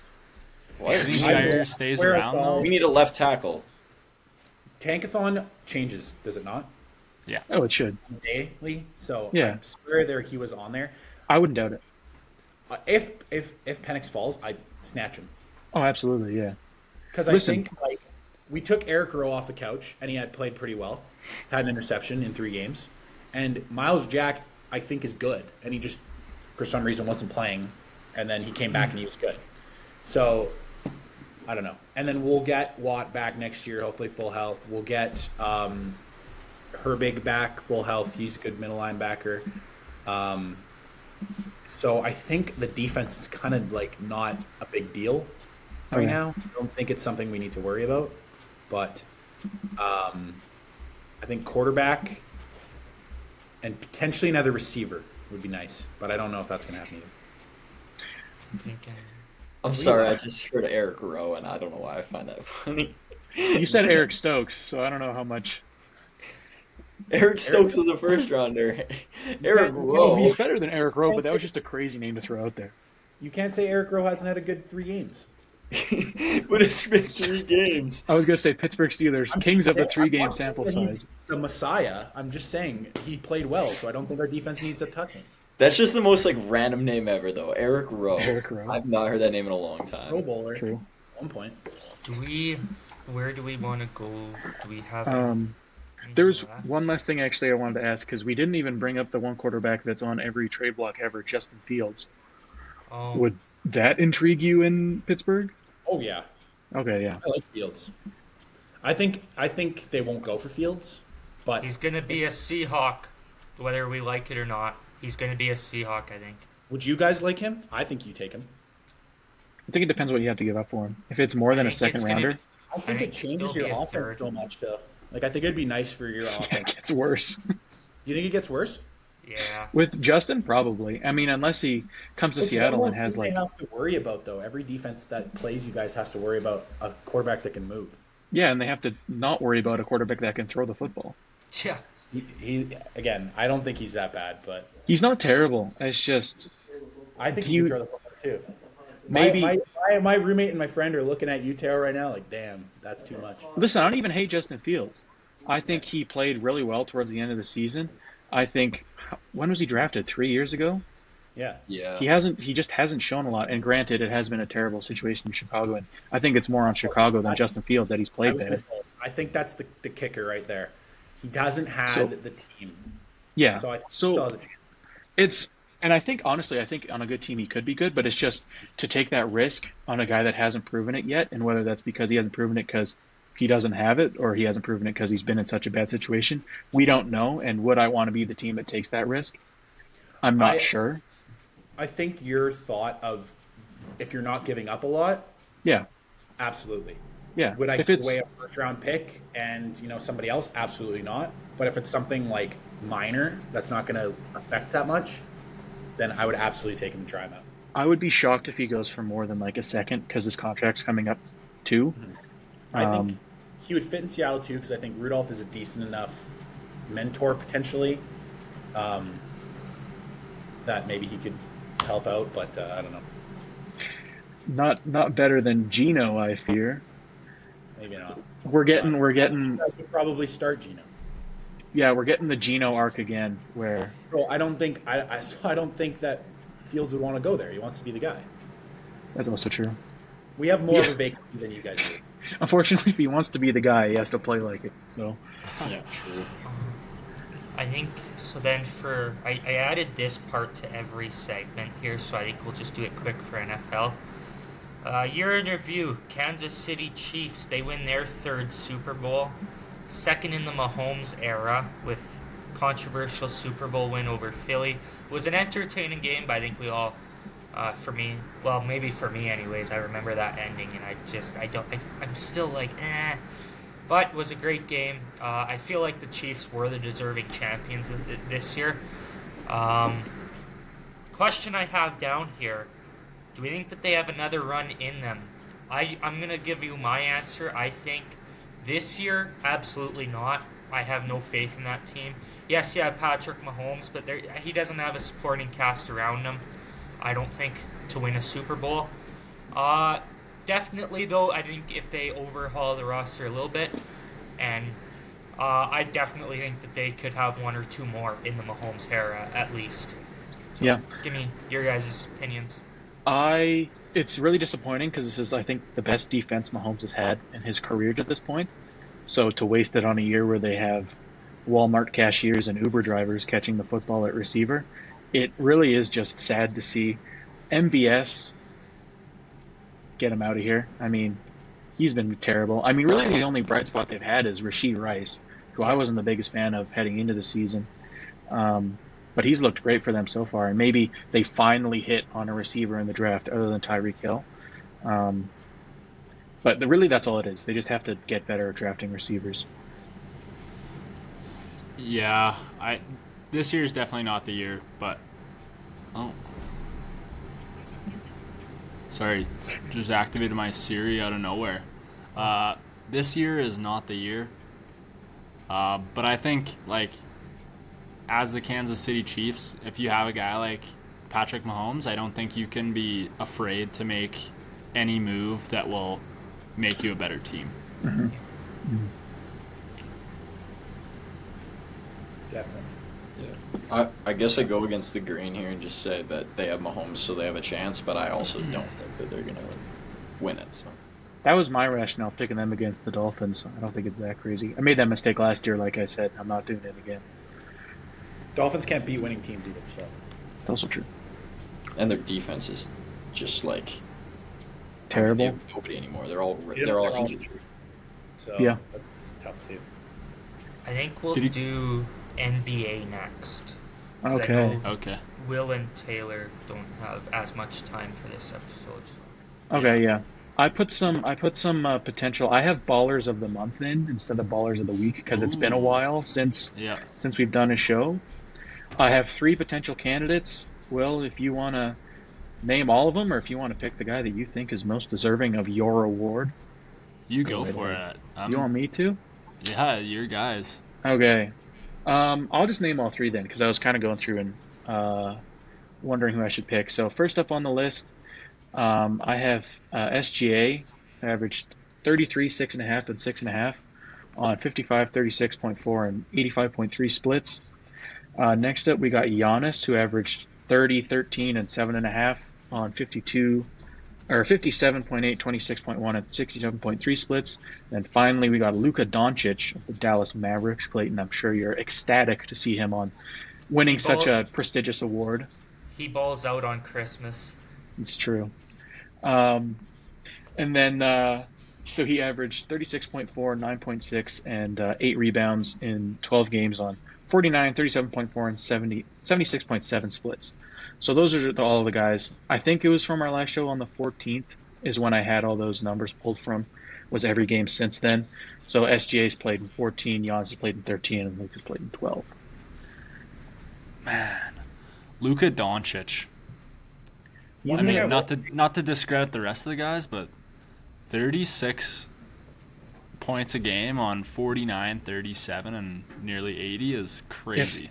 If I had to pick one guy, it would have been Luka, and the main reason is he's averaging 37.4 on threes. I think it's on over 10 attempts a game almost.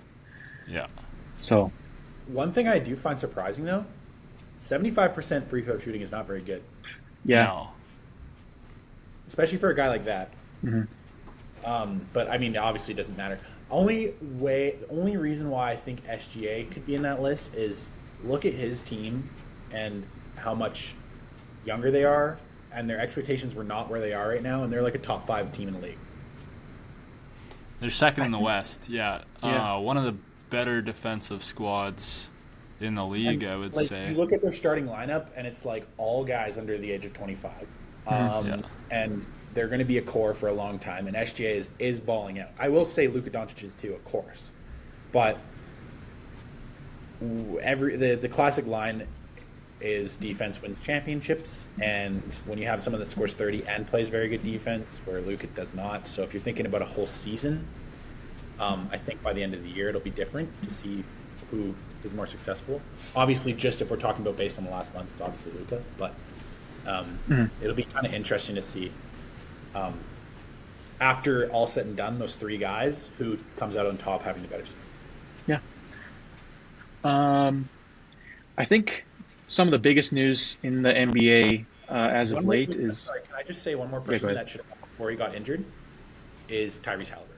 Tyrese Halliburton. That was another guy I was looking at. His stats in the last, since that date I said of December 14th, wasn't nearly as good. I think it was under 20 points a game, and just the shooting splits weren't quite the same. But I do agree he has been having a very good season.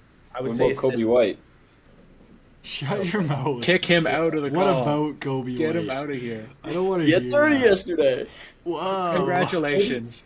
Kobe, first what's time? a polar bear doing in Arlington, Texas? Can I say one thing to help Yeah. Sherman? He has definitely had a very good Oh comeback. yeah, season. no, he's been way better than he has been in the past. Yeah, he has. I just had to throw that out there. No, I I like was going to say Kobe White. I Malachi was- Flynn, but I didn't think that'd make as much sense. Hell no. I would say the one other thing with Tyrese is his assist to turnover ratio is like historic. It's been Yeah. absurd. He just hasn't been on as much of a tear as he was earlier in the season. That's the only thing. I think the Maybe in-season not tournament scoring. was possibly peak for this season for Tyrese Halliburton. He kind of he's fallen off a little bit. Not to say he's not performing on an elite level, but he's dropped off. Oh, he's Yeah, still an and all-star, sure. I think, for Yeah, sure. no, absolutely. And I think the most important part, maybe from all of that, is really highlighting the fact of how important that in-season tournament was, and especially the team who won it. It's very important. They were after? No, I don't think it's that. I think it's that LeBron is the only player or compared to Michael Jordan, he's the guy that has the in-season tournament win. Is that true? I'm seeing a 0 next to Michael Jordan and a 1 next to LeBron, which Yeah, but Michael Jordan never went 2-10 after. Man, I think 'cause we he got to never start talking actually- about Max Christie. He was the real difference maker on that Lakers team. Damn right, Michigan State alum. Bro. Spo's just throwing out hoops grids names right now. There we go. What about Wenyan Gabriel? He's a real difference maker. Bruno Caboclo, the Brazilian KD. Caboclo. He's 1 year away from being 1 year away. He's almost there. Do you remember when they interviewed him at the draft? I was not following the NBA at that point in my life, but I just going back and seeing that, and I'm like, I can see the vision as to why people were excited about it, but man, did that not pan out. He was supposed to be Giannis. He was supposed to be Yeah, Giannis. he was baby KD. Yeah. The Raptors sure know how to draft big man. Think about that run. I mean, Pirtle ended up turning out, but they Pirtle's went a Pirtle. dog. Valanciunas is a dog. Yeah, I guess on. those two. But then Come they on, went Caboclo, Lucas, and Nogueira. So Dude, Yeah, Lucas and Nogueira's a Coloco. baller. Come on. yeah, Coloco's man. been kind of a 0. Where I were just we? don't appreciate you discrediting Jonas Valanciunas, Lithuanian.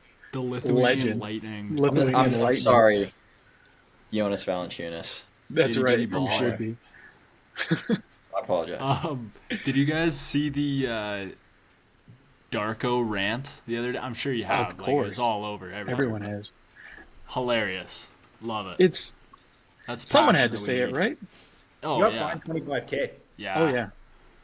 Which I honestly I don't know what the max of fines they can hand out is. I'm surprised it's not more, because normally players will get that for just being like, oh yeah, the refs missed a call, but he was insinuating that the game was rigged for the Lakers, and I would assume that the league probably is not a huge fan of that.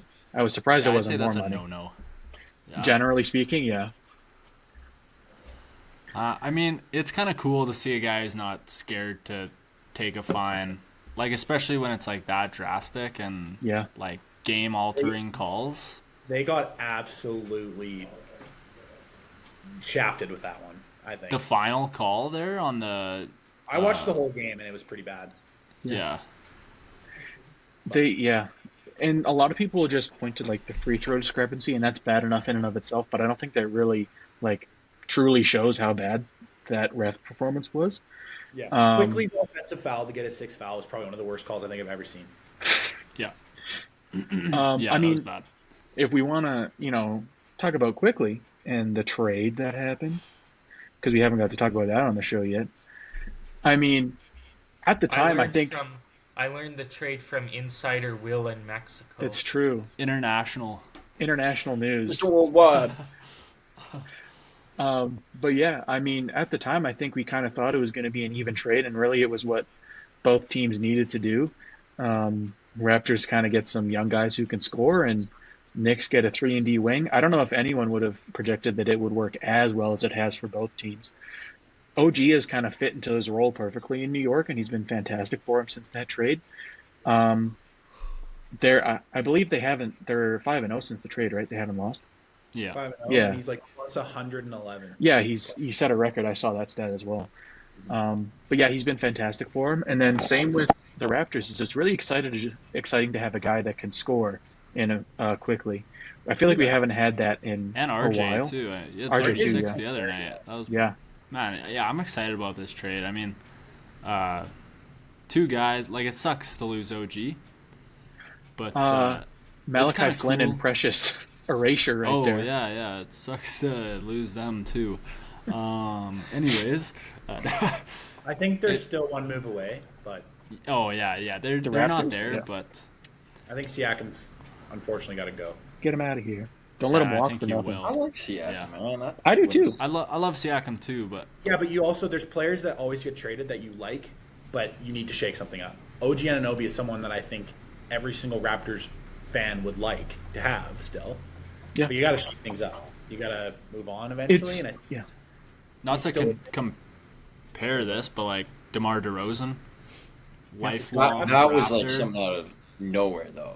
Nobody wanted that trade to happen. Trade happens, and we're champions. So As much as it kind of sucked the way it happened, at least we did win when we won. But it would have been nice to keep quiet for a little longer, but it's the way it could. This is going to sound crazy, but I think within the next, I guess 3 years is a long timeline, but maybe the next 2 years, this is going to sound crazy. Like, you can clown me all you want. You can kick me out of here right now. I think they should trade Scotty Barnes. shut your mouth, man. No, I mean it. You're crazy. I Truman. mean it, man. Why? I think this is Why? as good as he gets. Really, I do. Whoa. Okay, I do. but wait. He's 22. He's had a huge shooting improvement. You think he just evens out? He doesn't get better? Well, I think this is as good as his shooting gets. Like, I don't think he's a great He's shooter. an all-star 10 I times, and think, he I think finishes that's fine. career. Yeah. Yeah. I think that you can take this shooting for like a guy with his build and his. He's play shooting, style. I think you take 38% that. on the season. If you Yeah. could go out and get a point guard though, at like a real game, game man, like a guy who can be a difference maker on every play. I'm not saying like obviously you can't go and trade and get like Halliburton, like that's not gonna happen. But get a guy that can be that. Why wouldn't you want that over a guy like Scotty? We get rid of Siakam, and then we end up getting rid of Scotty Barnes, and we have no interior. Well, I would keep Siakam. That's what I'm saying. I think Siakam. I like Siakam. I think he's a great Over player. Scotty? But Siakam, I do. I think Scotty you can get more for, and I don't know. I disagree, Truman. I just think wings make more of a difference in this league. And Not to say like good point guards don't take you to the next level, but I mean, the top teams in the league right now, the Bucks, the Celtics, in the East at least. I mean, you got Jason Tatum and you got Giannis Antetokounmpo, two of the best wings in the league. But the Bucks do got Dame though too. That's part of the reason why. I will say, But since they were the there addition without of Quickly, Dame. That's since the addition of Quickly at 22 years old as well, by the time he's 25 and Scotty Barnes are 25, we could have quite the tandem. I do like Quickly a lot. I do like him. I don't Well, think the point guard right now is the issue. No. I think it's get rid of Siakam and get another wing, and maybe a center, because I like Pirtle, but I think we could use another one. Yeah. And He then hasn't really been. Yeah. he's not that good. I don't know. Everybody likes him because he's a lower good player and he seems like a good guy and whatever. And I can understand why he's someone that fans like. He's not that good. I had higher expectations. I do got a question that if you could get like De'Aaron Fox tomorrow, would you do it? For I Scotty would trade Barnes. Pascal, Scotty Barnes, yeah. not for Scotty. I'm not You don't trading- think so? No, I would Like- trade Scotty for Tyrese Halliburton. I don't think De'Aaron Fox is. I think that De'Aaron level. Fox is an A-tier point guard, but that's just me. I think I think he's an A-tier point guard. I don't think he's worth getting rid of our whole future, though. No. he could be your future though. I don't Aaron know. Fox is like 27, though, already. 28. He's 4 or 5 years ahead of Scotty. That's true, but I think with a guy like that, you can build a team a lot. That's just me. That's just me. I said hot take, but I also I don't think Scotty is like a long-term get you to the next level type of guy, and I think that's what every champion needs. I think Scotty is going to continue to improve. I mean, but even if he stays right now, he's 29-6, and he's shooting almost 40% from three. I have no issue with that at all, especially from a guy that, like Will said, has his build and plays solid defense.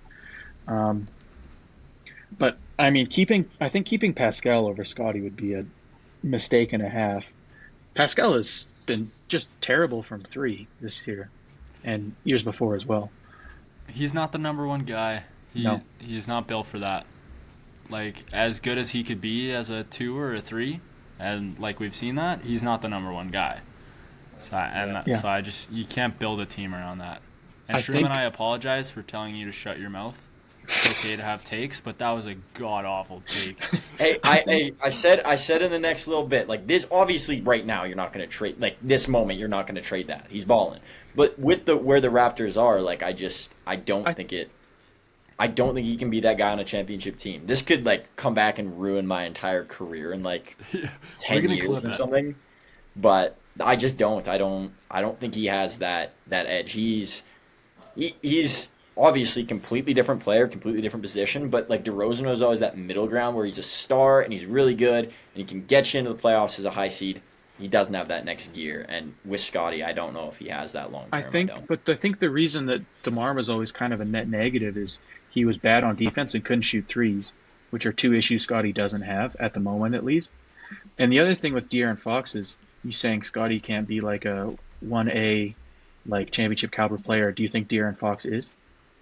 I think if you put De'Aaron Fox with like a good side piece, like obviously they have him with Sabonis, like I think the Kings can legitimately be a championship team this year. That might sound crazy, and they have lots of like Keegan Murray is so underrated. He's fantastic. Like Keegan Murray for his size to be able to shoot that way, absolute bucket. I just think that De'Aaron Fox, it's easier to build around a player like that than Scotty Barnes, and I think that you can make a championship team easier with a guy like De'Aaron Fox. That's just me. I think it's hard to put that to go back to what you said about the comparison to like Scotty and DeMar about like not being able to take him to the playoffs. I understand you saying that, but I also think it's too early in his career to say that. Looking at guys from the 2021 draft, like the top guys, Cade Cunningham, worst team in the league. Jalen Green, not going to the playoffs. Evan Mobley, he was on a playoff team, but he wasn't taking them to the playoffs. Terrible. Jalen Suggs, he'll go to the playoffs this year, but not because of him. Like, I don't know. It's too early to give him that title, I think. And I think the other thing is I think we've seen the peak of a Pascal Siakam. I don't think we've seen peak Scotty yet. And maybe this is his peak, but I don't think you can tell right now. I think he definitely could get a lot better. Do I expect the same sort of jump in like shooting? No, because then he'd be shooting like 50% from three on the season. But I think he can, at the very least, maintain this level. And if that's all it is, then that's fine by me. But I think he still has room for improvement as well. And that's fair. Yeah, I understand that. You guys know me. Like I like the flashy, the wow, can't believe that kind of players, and the spark players. Like why do I like Anthony Edwards so much? Because he just does stupid stuff all the time, like ridiculous stuff. De'Aaron Fox, he's like the fastest player in the NBA and can do stuff that stands way out. Thought he's going to have that one thing to be so much better than everybody else, like where he's going to have that one piece that just puts him in front of everyone else in the league. So that's where I stand. With like Jokic, like his one thing is passing ability as a big, because bigs aren't supposed to. I don't think he can be pass the flashy or move like kind that of guy that you're sometimes, looking even though I for, don't think he's a great because mover I still, don't but think his that would one be thing his. is on the offensive end. I think that's his defense. Yeah. I added in a year in review thing for the NBA here, Will. I don't know if you saw it. Mm-hmm. Put in Denver Nuggets captured their first NBA title in a 5-game series over the underdog story Miami Heat, who were the 8th seed. Joker got his ring, and for me anyways, I thought it was entertaining to see just how much he didn't care. Like, he didn't care to go to the parade at all. I love that. I love it. He's the most relatable athlete because we all hate our jobs, and he hates his job. And he just does his work and leaves. It's great.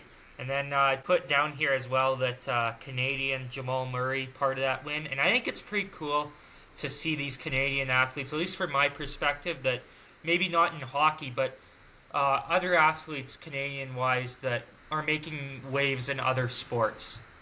Big year for Canada basketball for sure. True. Yeah. I mean, yeah, Jamal Murray, Shai Gilgeous-Alexander breaking out, bronze at FIBA this summer. Yeah. Pretty big year. RJ Barrett preparing to lift the Raptors to a championship. It's all coming. real. It's all coming together. Do we have anything else for NBA here? I don't know. Did we talk about the jaw injury? I don't remember if you mentioned that. No. No, we didn't. Yeah. That was, I think, maybe the biggest piece of news. I mean, that was just terrible. It looks like the Grizzlies are really starting to turn their season around as soon as he came back. Now they're back in the dumpster, I guess. We saw the Desmond Bain option 1, and it wasn't getting them anywhere, unfortunately. And yeah, it's just, I mean, like you were talking about Truman, guys that are electric and have that kind of one thing where they're just the best at it. I don't know if there's anyone that's like as athletic and moves as fluidly as John Morant in the league right now. He's just super fun to watch. So it's a bummer that he's back out. They'll have a good draft pick. Be back for next year. It's true. Yeah, tough news though. I was going to say, you don't hope for injuries, but there's one quarterback in the NFL that maybe if he got injured, I wouldn't mind, you know? Oh my god.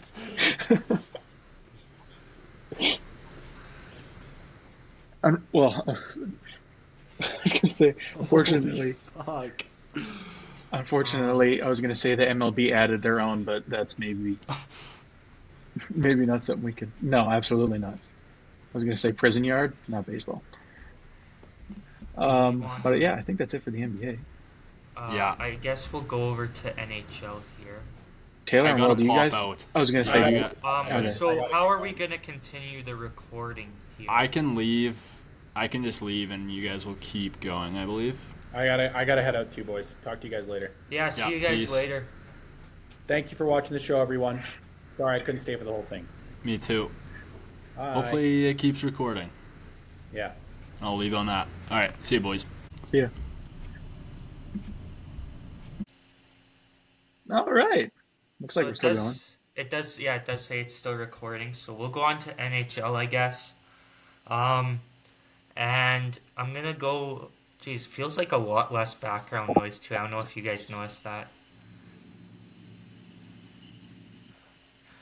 Anyways, I'm not doing a winners and losers this week because kind of like what Terrell said about the basketball with the baller of the month. Like, I didn't know whether to do for the last week. I didn't know whether to for since the last episode.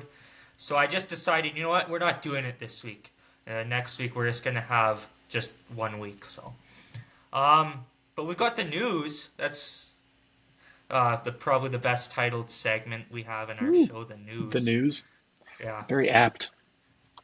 So I'm gonna start off with the I think I'll start off just with the hot teams in the NHL, kind of a winners and losers, I guess. But Panthers and Oilers are on 8-game win streaks. Seattle's on a 7-game heater. These teams, I felt, they kind of all had slow starts, but they're picking it back up, battling themselves back into it, if they're not already. And then I have the U.S. wins the World Juniors. And they won it with a 6-2 win over the host country, Sweden. And I know people were salty about some of the things that the U.S. and Sweden did in and after that gold medal game, specifically the fights at the end.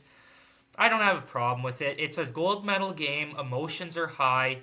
And you know what? Credit to guys like Lane Hudson, who I felt Lane Hudson was jumped by that one Swedish defender that hadn't played many minutes in that game, and I think was just kind of boiling over frustrations, which, whatever. It's a gold medal game. Emotions run high. We have to keep in mind, too, this is an under-20 tournament. And as well, I enjoyed the celebrations that the U.S. was doing when they would score the goals. Now, I understand some people were like, oh, that's classless. You're winning a gold medal. Yeah, I do celebrations too. I would probably do even worse than kiss the crowd. I'd probably flip them off too. Like, I guess we'll go over now player performances from the World Juniors. And there was only really one guy from Canada I felt stuck out, and that was Macklin Celebrini. And I think he really solidified his spot in this upcoming draft. To me, he's the no-brainer number one right now. I think he's better overall complete player than Cole Yzerman, who I think a lot of people think should go too. I think Celebrini's better overall player. I think Yzerman's kind of a one-trick pony. I think he's a scorer, and he's a great scorer, but I don't think he's has as good of the all-around game as Macklin Celebrini does. Now, as for Canada, and I always feel bad about criticizing, but I will say there's a network here in Canada that acts like the World Juniors is the be-all, end-all. They literally say, hey, everybody, it's the most wonderful time of the year. It's the World Juniors. So if you don't want people to criticize these kids, then maybe don't open up the tournament by saying, it's the most wonderful time of the year, and putting the pressure on them like that. So they're just as much at fault for the criticism as anyone, in my opinion. And so for the Team Canada team, I was going to do a little bit of criticism. Now, I'm not going to completely dump on players here or anything. But before the tournament, and before the tournament, I did say that I didn't expect much out of this Canada team. Just on paper, I wasn't excited. Terrell, you know that. I did say that before the tournament. But there was a couple of players that I outlined that I thought would have a good tournament. Celebrini was one of them. Lived up to his expectations. A couple other guys I thought from the Wenatchee Wild, now on different teams in the WHL. Matt Savoy and Connor Geekie, who I felt really kind of disappointed. And I understand that this is a U20 tournament. They're still kind of kids. But they are drafted to the NHL. I think they do deserve some criticism a little bit, those guys. Another player, and Truman, I'm not just saying his name because he's a Leaf, but Fraser Minton. Now, I'm not going to question the captaincy thing. I see a bunch of people saying worst captain. I'm not in the locker room. I can't say whether he was a leader for the team or not. But playing-wise, just didn't impress me really all that much. I think you expect more out of him too. And again, Canada I don't think was the favorite coming in, and especially after the tournament, like looking back, they were not the favorite. The U.S. team, I think, whether we can argue over their antics, but they were the best team. They really were the best team in the tournament. And the two players that Truman and I were pushing playing-wise in the tournament, he was pushing Gavin Brindley, who I think lived up to the hype, and I was pushing the Iceman, Isaac Howard, prospect for the Tampa Bay Lightning. And I've kind of supported this kid ever since the draft because he is a flashy player in terms of personality-wise. He wore the white suit when he was at the draft getting drafted. Had the interview where he said, oh, I'm the best-looking guy here and all this. And you know what? Hey, he backed up his trash talk in the tournament, I thought. Had 2 goals in that gold medal game. In my opinion, and I didn't watch too much World Juniors, combination of I was working the Circle K Classic, which is a U18 AAA hockey tournament here in Calgary. Check out next year if you get the chance.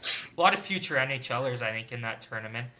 The next one was in Sweden, so I didn't feel like getting up for the games. Looking back, I'm kind of happy because Canada didn't do all that great. I think I would have gotten up if the medal rounds, and also I don't have TSN at my place here in Calgary, so I wasn't able to watch the medal rounds either without an illegal stream, which totally didn't do. I guess we'll continue on here. Cutter Gauthier, one of the stars of the World Juniors, he's back in the news already. Told Philly not even 2 years after being drafted there that he doesn't want to play there, so then they traded him to Anaheim. I just think that's weak. I think it's incredibly weak. You haven't played a game yet in the NHL, and he didn't give Philly a chance. He wasn't even signed to a contract. Now, I do understand that Cutter Gauthier wanted to sign prior to this season because there's some kind of rule with NCAA. I'm not sure exactly what it is. The Flyers didn't want to. They want to keep him in NCAA.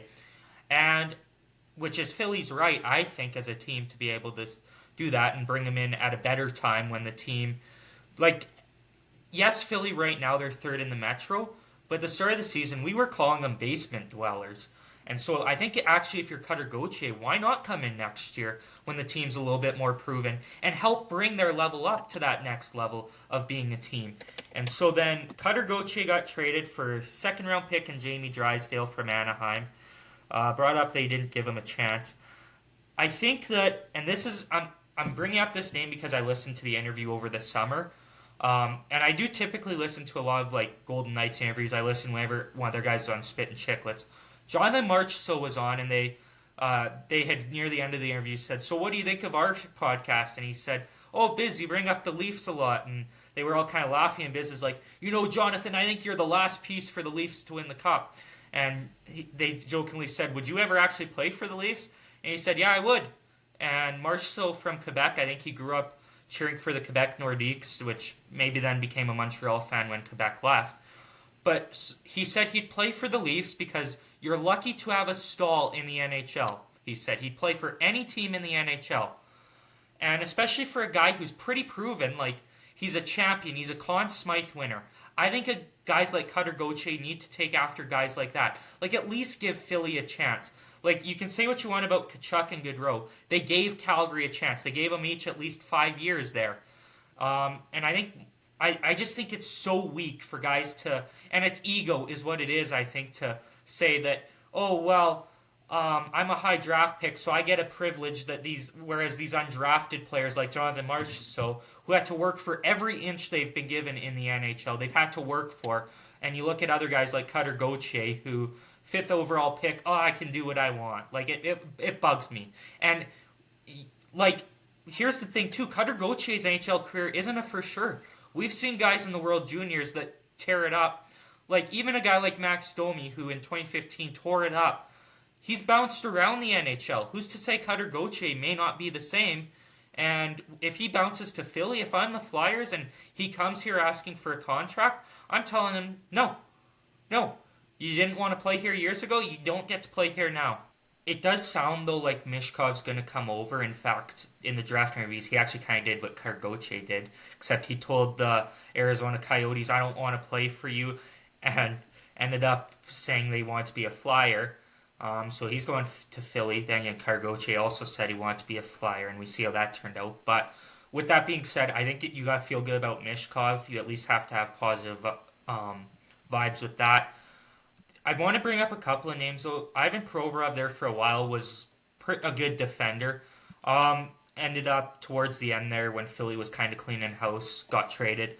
A name that could have turned out good was Nolan Patrick, and just due to concussions, didn't happen. So I think it's a new era for Philly. They've got a new GM there, Danny Briere. And Keith Jones as well there. It's a new era for Philly, at least in that regard. So I want to make a comment. I'm going to wait for Keith Jones and Danny Briere to draft a couple of guys before I make a comment about their drafting. And it certainly appears early on in their era, they're doing fine. Say what you want about John Tortorella. He's got the team. They're third in the Metropolitan Division. Turned them from basement dwellers to a potential playoff team in January. So, pretty good. I think we'll move on here. This next point will also be long. I'm sorry, Terrell. But it's about William Nylander getting paid in Toronto.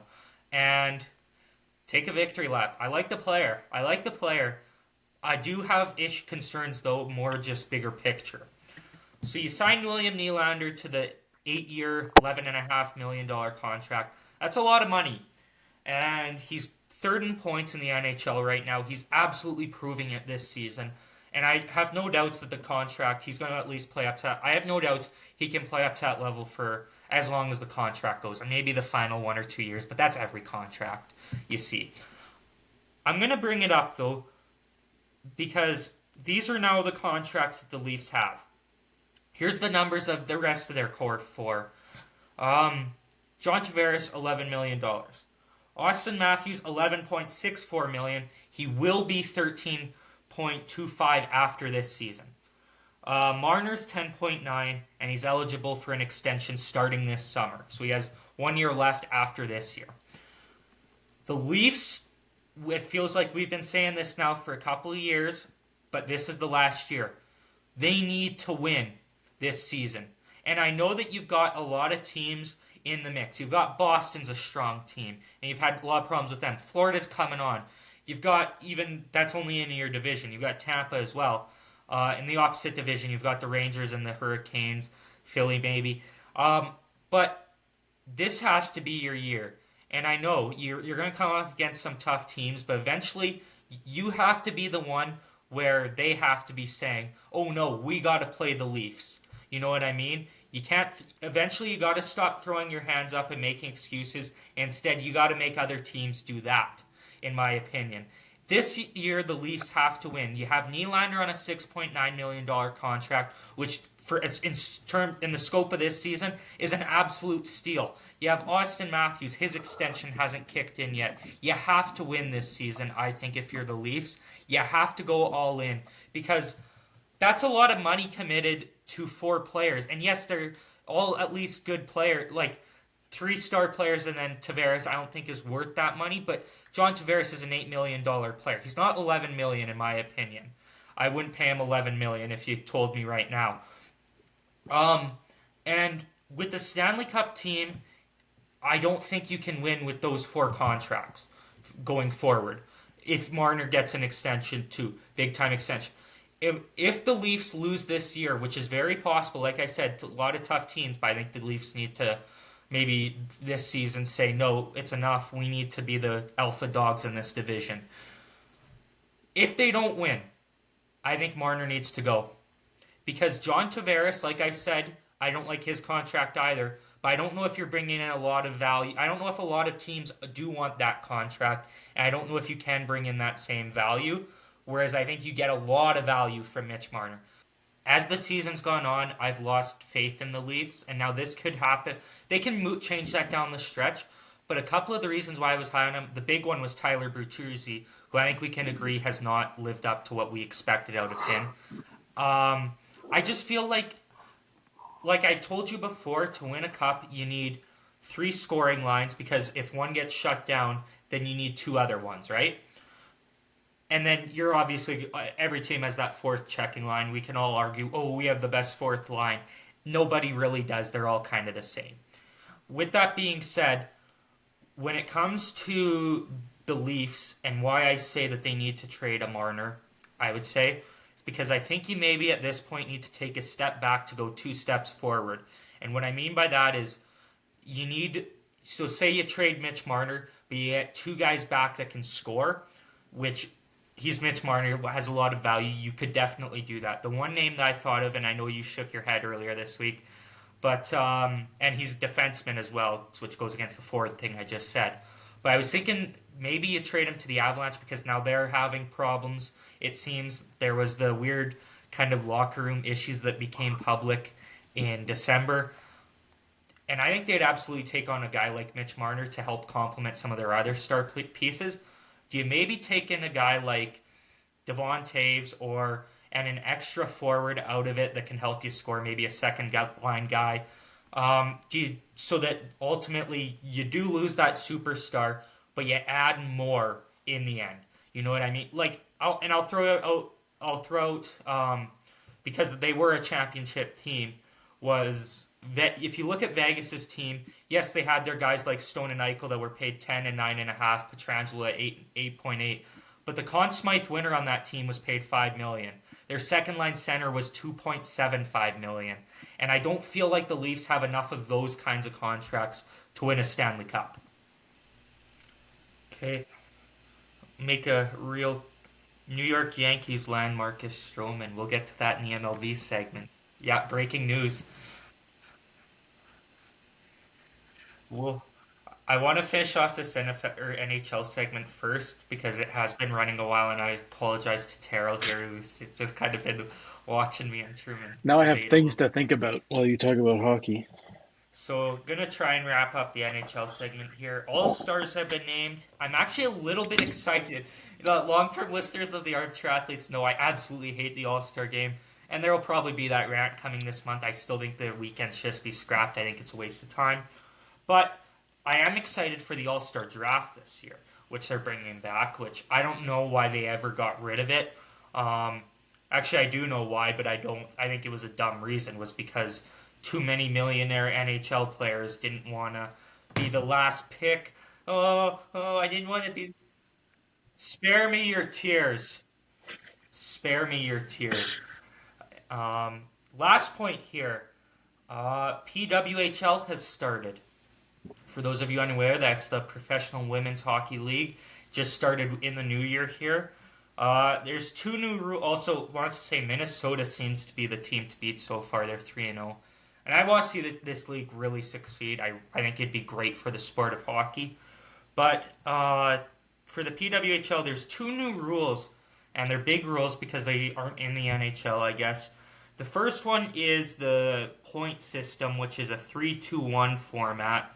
And I'll give you my real quick take on here.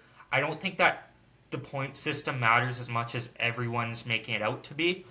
And I don't want it in the NHL. I like the NHL the way it is right now with their point system. I think that I think that there's so much reason for the 3-2-1 is because people like change and they simply want something to complain about. So what do? Well, you complain about the format, which I don't think is all that bad. The last point here is for the PWHL is the other rule that I think does make a big change, and I'm not really sure if I'm for or against it because it's new, it's interesting, but I think I want to see how it works first. Which is if a team scores a shorthanded goal, the penalty is wiped off the board. So now we're back to even strength 5-on-5. In a way, I kind of like it because low-key in the NHL, it annoys me whenever a team gives up a shorthanded goal. And you'll see this rarely. It's rare, but it happens. Where a team gives up a shorthanded goal, but then they capitalize on the power play. Feels like a fraudulent power play goal, in my opinion, when that happens. Real quick, do you have any strong opinion about that rule? Year in review for the NHL. Oh, it's my favorite year in review, I think. Vegas, they captured their first Stanley Cup, and it was one of the most dominant finals of all time. They set the record for most goals in a cup-clinching win with 9 in a 9-3 victory. Mark Stone, he had the first hat trick in 100 years to clinch a Stanley Cup, which was the first time it had happened in 100 years where you get the hat trick and then to clinch the Stanley Cup. Not the first hat trick in 100 years, but and then, like I said, I don't care what happens in 2024 for the NHL and beyond. My team's won now. I'm satisfied. I'm happy. I'm a happy fan at this point, believe it or not. I think that's about it for the NHL. Quick shout out to U Sports for this weekend. U Sports men's hockey, Mount Royal's playing here against Manitoba. Catch the game if you can't, or try to be at the game, but will be cold temperatures if you can't. Catch it on CanadaWest.tv, where myself and the great Cam Davis, color commentator for me and Truman, he has the call. Truman, real last NHL take. Is Cam Davis great at commentary or what? Stay supporting them Cougars. Maybe I should have said it like that, but stay supporting the Mount Royal The hockey Cougars team. also. There you go. The hockey team, yeah. Let's go to MLB. Breaking news, Marcus Stroman, a New York Yankee. I mean, I guess I can. Removing all bias from this situation. Actually, that's not true. There will be a little bit. I feel like him saying that he had like all those weird tweets about the Yankees from a while ago, so I'm kind of shocked that they decided to bring him in. I didn't expect it to happen at all, to be completely honest with you. But if we remove that and we're focusing on Stroman as a baseball player. Um, I think he fits in nicely into your rotation. I think he needed another guy. I think last year was maybe the best year of his career. Up there again with his 2022 season again in Chicago. Um, yeah, I mean, I think he's solid. I don't think he's going to be the ace in the rotation. I don't think he needs to be. Obviously, you have Garrett Cole. I think if he can be a solid 3 or 4 guy and he sits sub 4 ERA like he did in Chicago, that's perfect. Now, as kind of a wider MLB take, Truman, I don't know if you've tuned into the show recently. Um, my philosophy on the MLB at this point is I don't care. I don't hate anyone as much as I hate the Dodgers at this point. So any team that can, I think, can beat the Dodgers, I will happily cheer for. If that's the Yankees, so be it. I don't care. I want to see the Dodgers lose. Um, yeah, and if this move helps solidify that, I just don't want to see them win a championship, man. I'm so it's a tough combination there, Yankees fans and Marcus Stroman. I feel like inevitably there's going to be a point whenever during his time with the Yankees where he'll have a bad performance and the fans will give him shit for it and he'll go right back and do the same thing because he's done it in the past. He has no problem being outspoken. So honestly, I think that'll be funny. I don't really care.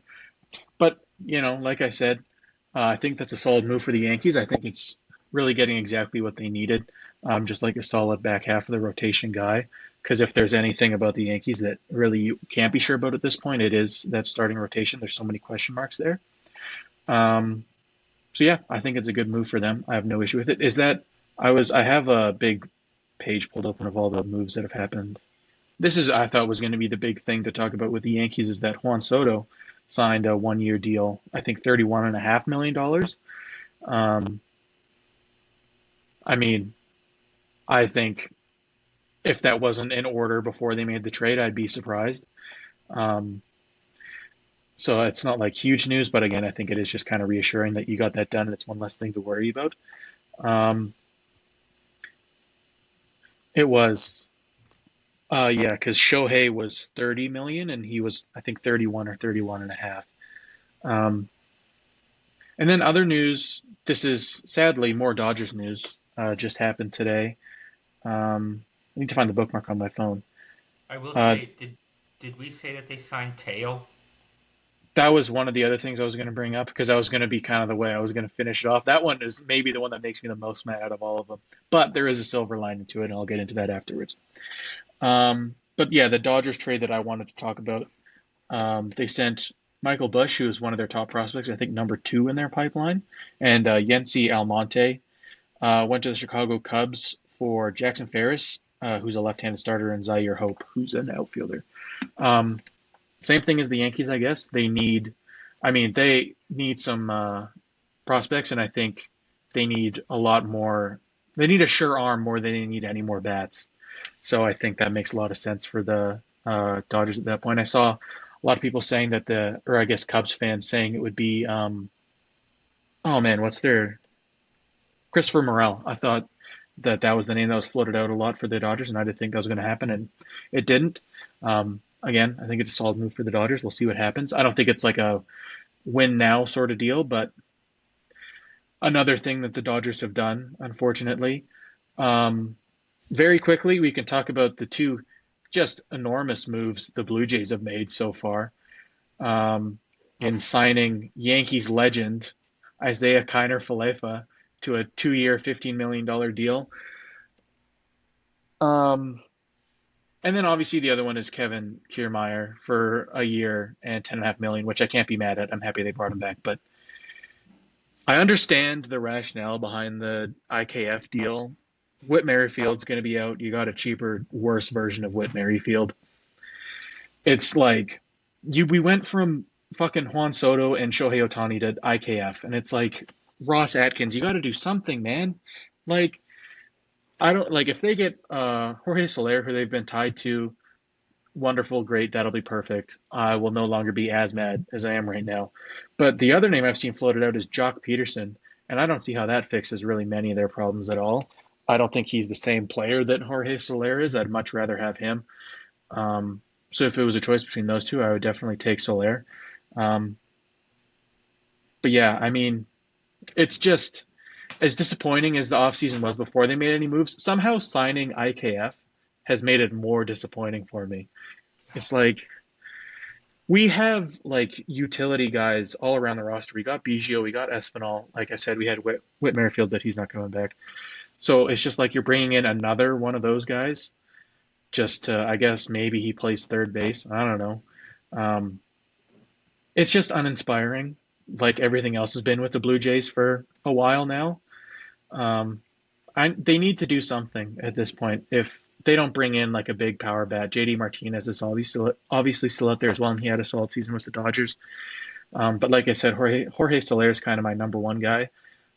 Bellinger's still out there as well. I wouldn't mind him. Yeah, it's been disappointing so far.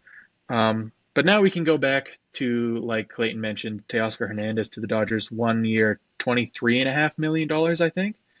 I think you're right on that number. Yeah. Yeah. So I'm again frustrated. It's like they heard me being mad at them and just said, you know what, we're gonna sign Teoscar too because fuck you, I hate you. And it's like, oh, we're going on a tour at Truman's house here. Um, but yeah, it's just that was another deal where it's like crazy deferred money. Same with Yamamoto, which you didn't even really talk about. We did talk about with Otani, where it's spread out a bunch. But obviously, as much as I hate it, I hate seeing you know, beloved Toronto Blue Jay go to Los Angeles. I'm happy for Teoscar. I think he's making good money there. I think you have a big role in that team. And now, at the very least, there were zero positives if the Dodgers won a ring, like or win a ring this upcoming season. Now, if they win, at the very least, I can say, well, Teoscar Hernandez got a ring and he deserved it. So there is one plus now to the Dodgers. As much as I still don't want them to win at all, if they do now, there's one good thing that comes from it. It's okay. An 88 win wild card team's gonna come to your defense, Terrell, come October. San Diego Padres, Fernando Tatis is going to hit 8 home runs in one series, and the Dodgers are going to be sent home packing. Otani's opting out of his deal immediately.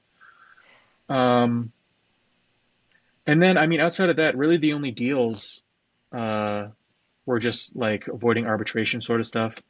Um, like we talked about Teoscar, and I think honestly, since then, that's kind of been it. Sean Manaea went to the Mets on a 2 year deal. Um, Actually, sorry, I don't mean to downplay the impact of utility legend as we're talking about Luis Guillorme going to the Atlanta Braves. Um, I guess I guess the other one is I should have maybe started with this is Robbie Ray to the Giants and Mitch Haniger heading back to Seattle alongside Anthony DeSclafani. That's big news. Harrison Bader to the Mets. And then I guess the other biggest one is Chris Sale going to the Atlanta Braves. Will the Atlanta Braves cheating lab be able to turn him into a 200 innings pitched, 1.5 ERA player? Probably not. He's still made of glass. I don't think it's a huge move, but if he can stay healthy, it's another big piece for Atlanta. And maybe they're the team that can take out the Dodgers. You know, who knows? Again, at this point, anybody but the Dodgers, I don't care. That's why I used to not like the Warriors in the NBA, was Yeah. because, and like, yes, they had a ton of talent, but like, you knew every year who was going to win, I thought. Yeah, the Warriors stretch where the finals were a predetermined outcome every time. Yeah. Yeah, it's just it's bad for parity in the league. So yeah, I hope some NL team can just dismantle them every year and we don't have to worry about it, but probably not going to happen. I also thought that yes, that 2016 one was absolutely insane, but the two sequels after it were just awful. Except for Unfortunately, game one of that, the 2018 oh yeah, the one JR where LeBron brain was fart, like, yeah. yeah, yeah. What? Unfortunately, What? missing a free throw is not as bad as forgetting what to do with the ball. It's true, yeah. We're, Um, we're relying on George Hill to win the finals for us. Oh no. I do have one thing for year in review, and Terrell has a year in review thing for baseball as well. The one thing I have was kind of same thing I've been doing with the championships. Texas Rangers won their first World Series. Three new major sports champions this year. The only one that had one was Kansas City. Texas Rangers won their first World Series title. And man, what a turnaround from 2 seasons ago for the Rangers. Like that 2021 team was terrible. Oh yeah. Kind of started to turn around their fortunes when they signed her, Corey Seager and Travis Simeon. And then the other one was Adolis Garcia just went on a tear for Texas during that run. That was absolutely insane to see. He was unreal. Yeah. Yeah. And then Terrell, I know you have something pretty funny as well that you I remember did. from this year. Because you kind of pitched this idea to me, and I was trying to think of what I could talk about from the Blue Jays season, and really I don't think there's much of note. Um, so I was going back and thinking about all the things that had happened during the MLB season, and the first thing that came to mind was Jose Ramirez knocking out Tim Anderson. Because how often do you see that on the field? Not very. No. I thought that was like, if there was one key moment from the season, it was probably that, just because I thought it was pretty funny. I think that about does it here. If we do have, hopefully we have an episode next week. If we do, gonna probably have to be on a different day because it sounds like I'm going to the Calgary Flames game next Thursday when they're going to be taking. Yeah, I was gonna say they're taking on the new $11.5 million man, William Nylander, and the Toronto Maple Leafs. So I'm very excited for that game. I've got had tickets offered to me by my roommate Logan, so gonna be hopefully going to that. I'm just gonna try and figure out how to stop the recording here if we all want to say our goodbyes. Tune back next week and future weeks to the Armchair Athletes. Thank you to Truman for being on the show. Number one We guest of all time. we apologize for the marathon. I think this might be the longest Armchair Athletes episode Oh, ever. it definitely is. We're close to 2.5. But and we're well over 2 hours now. But that's because we hadn't had an episode in the last 2 weeks, so we figured we'd, for our fans, stick it out. We're making up for lost time here. You're getting like 2.5 episodes in one, pretty much. We're almost even again. Thanks for tuning in. Thanks, folks.